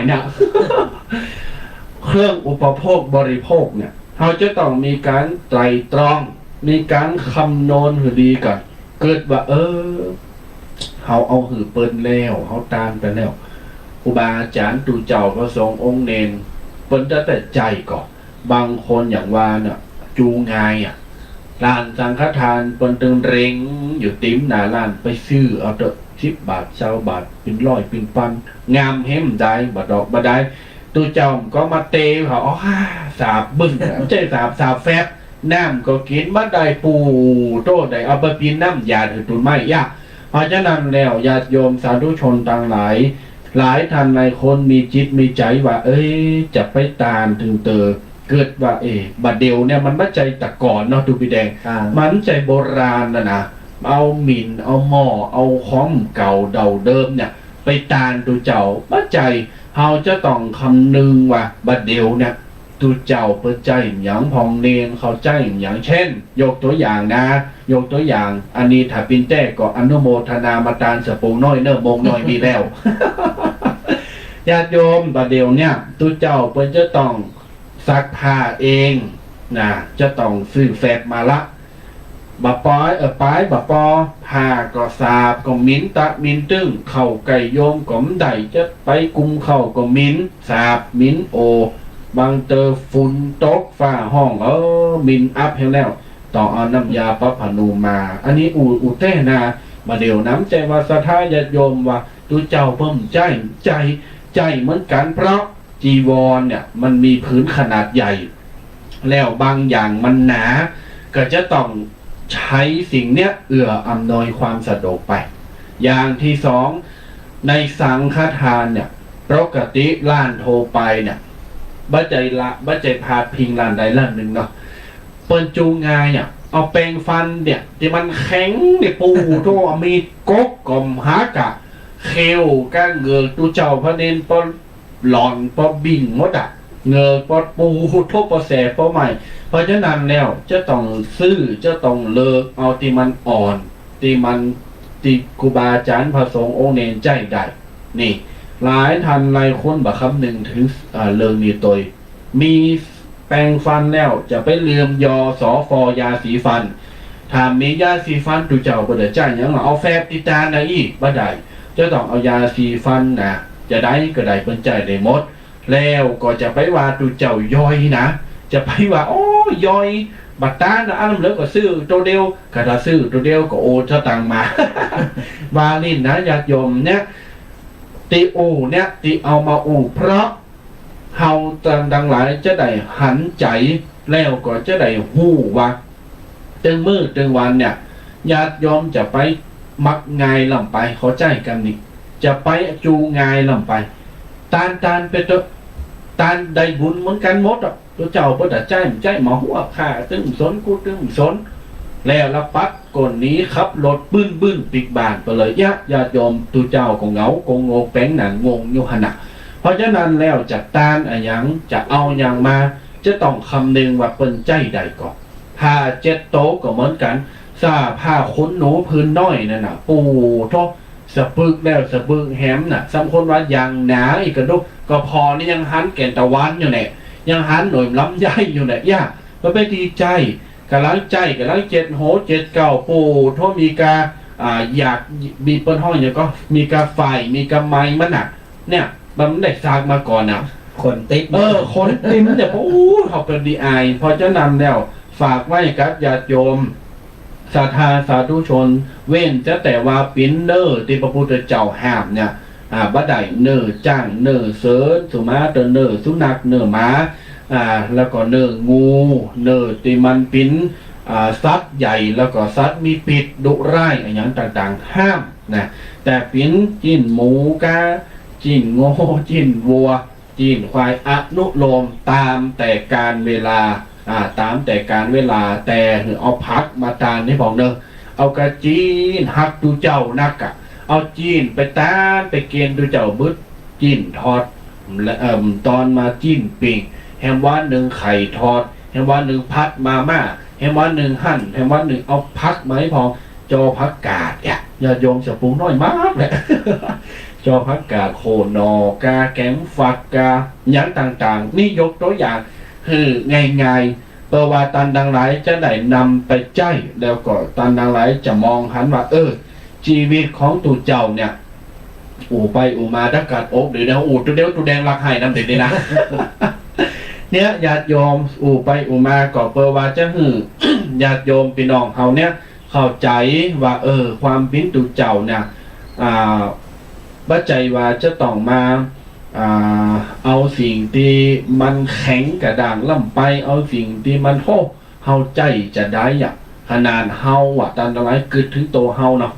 เฮาใจสิ่งที่มันดีๆแปลงๆงามๆก็ตัวเจ้าเพิ่นก็คนหรอเนนเพิ่นก็คนหรออุกำสุดแต่บัดนี้เอาเสือเอาเตี่ยวไปตานถ้าจะตานก็ขอปูจ้าคืนไปอันนี้แล้วก็เอาไปใจอย่างเก่านี่ก็ได้เนาะเอาละญาติโยมฝากไว้ปิ้นกระบอกเสียงเพื่อว่าญาติโยมจะได้เข้าใจและก็ปฏิบัติในการตานอย่างถูกต้องท่องแท้เนอ9:40 กว่านาที10 กว่านาทีต่อไปนี้จะเปิดสายหน้าไมค์แฮมรอบรอบที่2จะเปิดสายรอบที่2ไผตีขับของมองใจ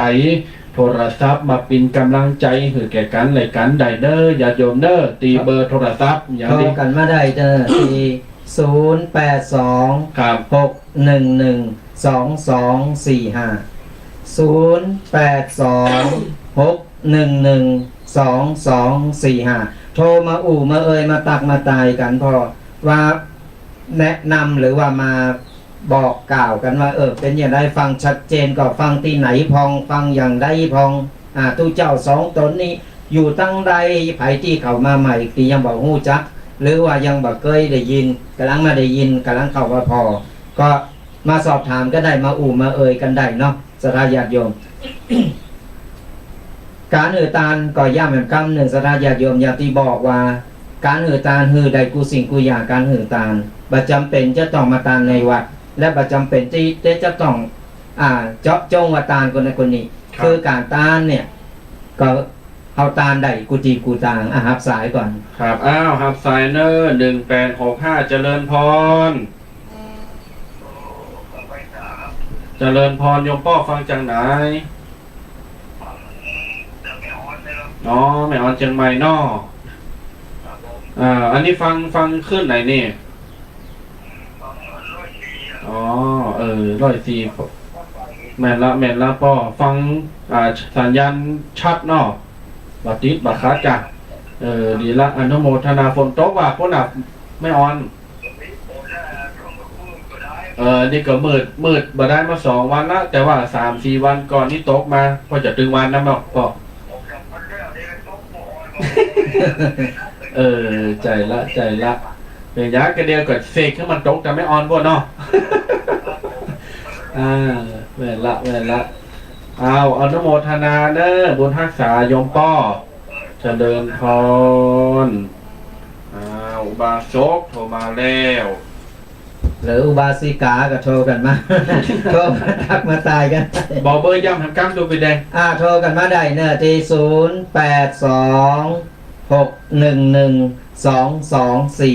ครับ มันเร็วไปกัน ทำกล้ามอ่ะ 0826112245ครับ โทรมากันได้ว่าใจมาใบหวยนะก็เดียวเหมือนนั้น ไอ้น้องชมพู่ฮะ เบาเลย เดี๋ยวมาโดนติบ่ได้บอกใบหวย เป็นเบอร์โทรศัพท์เนี่ยสนาญาติโยมเหมือนหลวงปู่อย่างก็ หลวงปู่ยังน่ะ หลวงปู่ไอ้บุญเนี่ยดังๆเนน เรียนชัย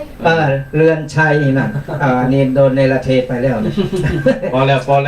เดี๋ยวเขาคอก เดี๋ยวจะโดนแฮมโคนนะ เดี๋ยวโดนคนบัดดีอูเล่นอูโมนกันเนอะสนาญาติโยมมียังก็มาอูมาเอ่ยมาตั้งมาตายกันได้เนอะโทรมากันได้ที่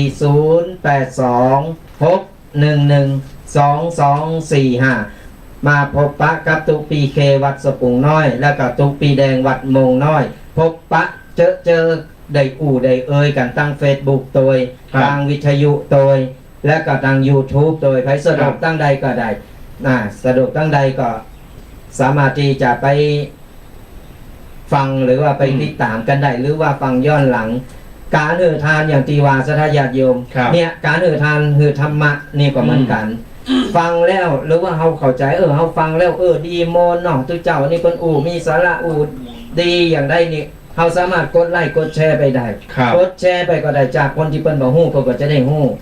ก็กดไลค์คือกำลังใจกันเฮาก็จะได้ฮู้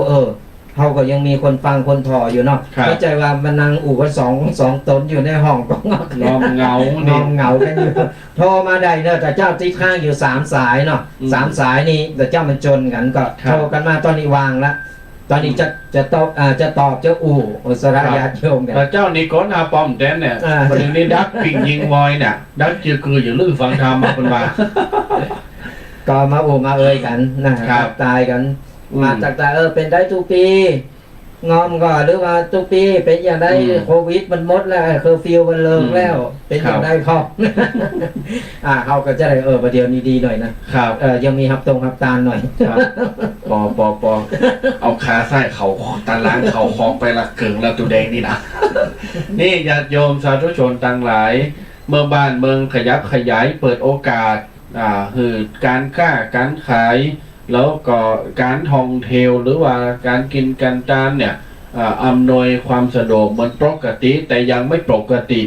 กูจะได้นะปกติก็หมายความว่าคือมีการก้าการขายการแอวการหั่นการนี่มีการทำคือเศรษฐกิจมันกระตุ้นขึ้นมาแต่คำว่าไม่ปกตินั้นก็หมายความว่ายังจะต้องอยู่ในการระมัดระวังเฝ้าติดตาม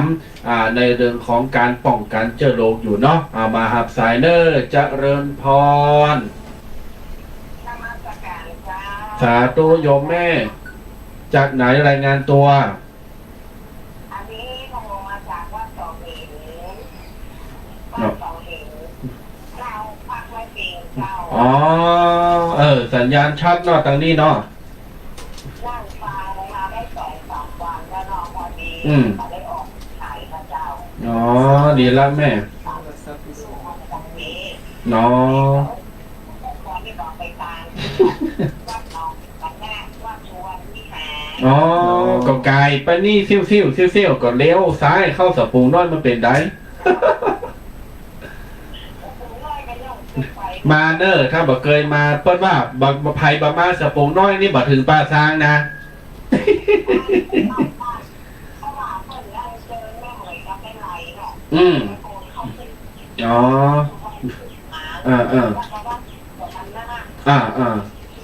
เป็นยังไปหน้าแม่ไปหน้ามีโอกาสวันต่างหน้าก็มาก็ได้เนอร์แม่มาเนอร์อนุโมทนาแม่เนอร์เจริญพรแม่ดาเดี๋ยวนี้จะพรพิกแม่ดาเป็นเกย์แล้วเนาะอายุแบบหลายละเพิ่นไปก็ได้ละเป็นยังแม่ก็เพิ่นฝากบุญไปแม่ก็อนุโมทนาเพิ่นตัวนะกะโมทนานะแม่เนอร์ดีละได้จ้าเจริญพรเนอร์ได้เหมือนเขาเป็นประธานวัดเสาเอง อ๋อ ตัวมันเองกันเนาะ ดีละเนาะแม่เนอร์ วัดเสาหินนี่ ต้องเห็นตัวเอก อ๋อ เอกพงศ์เนาะ ท่านมหาเอกเจ้าก็พอนี่ไป บอกดูสิกูอยากแต่กับว่ากับฟังนี่เนาะ อืม ไม่เหมือนกับเป็นคนยองแล้วไม่เหมือนกับแม่มาอยู่เชียงใหม่กับการของพระพุทธกับเป็นยองแม่อุ้ยกับเป็นยองก็เป็นคนมาหาการเนาะ ดีละแม่เนาะฟังไปเมินเนอร์เจริญพรเนอร์ แล้วแล้วจ้า เจริญพรฮัลโหลอ๋อ2638นี่ใต้เบอร์นี่คุณอภัยน่ะอ๋อปักตึงบัตรทีเนาะถึงบ้านนะคุณอ้าวตำบลนี้ฝุ่นตกไหวแม่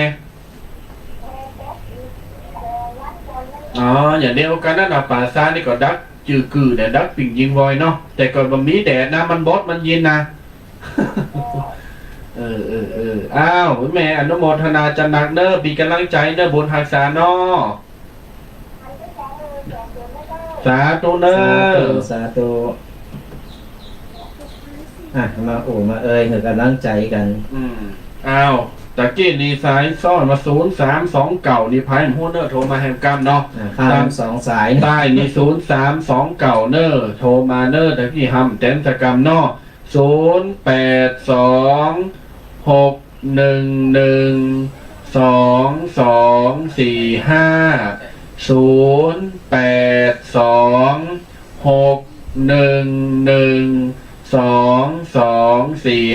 เอาละแหม5 นาทีเนอะญาติโยมเนอะไพโทตันก็ตันไพทมตันก่อมตันเนอะหลังไม่ก็อู่กันก็จากันเนอะพี่น้องศรัทธา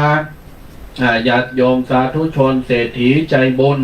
นายทุนใจดีท่านสาธุชนผู้มีบุญญาบารมีธรรมทุกท่านทุกคน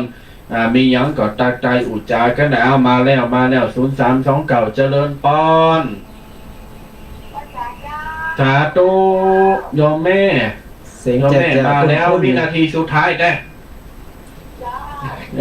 ดีละยังฟังกันอยู่เดี๋ยวว่าลืมกับไปแล้ว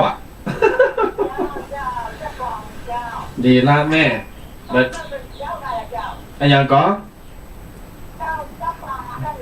อ๋อดีละเข้าใจดีเนาะแม่เนาะดีละอนุโมทนาโดยเนอร์วันพระวันศีลแม่เนอร์ไปกินไปตานบ่านากะบุญกินบุญตานห้างสารเนอร์แม่เนอร์ฮะอยู่สปูงน้อยกับม่วงน้อยโหตั้งที่ก็ยอมโหตะไก่แม่ใจลูกบินย่องป่าซางพี่กา สร้างไปกระยองนะ นั่นแต่เราว่า จะได้ขอเอิญกายกันมาเนอบนทางสาเนอสาธุอ้าวละญาติโยมศรัทธาสาธุชนจูผู้จูคนบัดเดี๋ยวนี้สุดท้ายที่สุดแล้ว9:50ปลายแล้วจะได้ปิดรายการปันปอนกับญาติโยมมาแห่งอากาศพระจะเป็นผู้โชคดีสายสุดท้ายขอตูแดงได้แจกรางวัลเนอะเจริญพรสายสุดท้ายละแม่ว่าจะได้อยู่ตังใดเอ่ยสันตุนเห็นนี่เนาะลายนิ่มได้นี่ลายปิ้งนิ่มได้นี่ได้ลายโคข้ามโคไปกับแผวนั่นนี่เนาะจ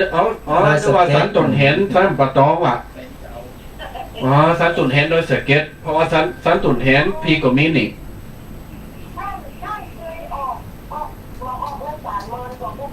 ออกตลอดแต่ว่าย้ายขึ้นบันไดแม่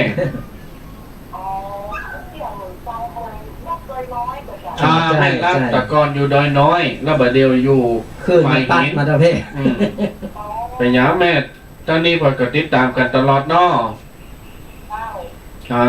เดี๋ยวละอนุโมทนาจะนักสาธุบุญรักษาหลายเสียงหลายสายก็ผ่านกันไปคือกำลังใจกันเอาละพี่น้องศรัทธาท่านสาธุชนต่างหลายต่อไปนี้ก่อนที่จะได้ปิดโชว์รายการวาทธรรมกำยองขอนิมนต์ดูไปแดงได้สรุป หรือขอคิดสักเล็กสักน้อยเราก็จะได้ปิดรายการต่อไปละโหลดปันปอนเลยครับเนอร์นิมนต์ครับ ก็วันนี้เราได้เอามงคล38ประการมามาสถาญาติโยมได้ฟังกันก็ได้เข้าใจได้โง่และก็นำไปประพฤติปฏิบัติกันเนอะสถาญาติโยมการที่เราฟังธรรมและเราบ่นำไปปฏิบัติมันก็แบบเกิดประโยชน์อย่างขึ้นมาได้เพราะฉะนั้นแล้วฟังแล้วปฏิบัติและก็เรานำไปเผยแพร่หรือว่าไปบอกต่อแชร์กันต่อกดไลค์กดแชร์กันเข้าไปการธรรมะเป็นเป็นการเป็นการที่ว่าทำบุญทำกุศลที่สูงสุดเพราะฉะนั้นแล้วกดไลค์กดแชร์กันไปสุดท้ายนี้ก็ขออวยชัยอวยพรในกษัตริย์ญาติโยมจุบูจุคนที่ได้สดับหับฟังกันมาตั้งแต่ต้นรายการและก็จนจบรายการและก็ฟังสถานีของหลายๆคืนหลายๆตีก็ในฟังธรรมะในครั้งนี้ก็ขอให้จุบูจุคนจงอยู่เย็นเป็นสุขอายุมั่นขวัญยืนมีโจกมีใจหึงบุญปกปักรักษาคุ้มครองกันกูคนเนอใจโยใจยะวระดิถีขอปันปอนดีหือกันโตนาปอเมปิตาเอาอาหน้าป่าฝูงหมู่สัทธาญาติมิตรขอจุ่มสุขสันต์เหมือนกันโทษทิศบวาเผ่าโผยิ่งใจฟังธรรมะกันแล้วสุขใจสุขกายอยู่ดีสบายหายโรคโศกเศร้าน้ำทำคำสอนพระพุทธเจ้าจุงยึดถือเอาอย่าละมีคนนับถือฤทธิเตจะเจริญก้าวหน้ายาวนานคือขอคือปนจากทุกสุข3ประการอายุยืนนานเหมือนกันโทนาเหมือนกันโทนาขออนุโมทนาและเจริญพร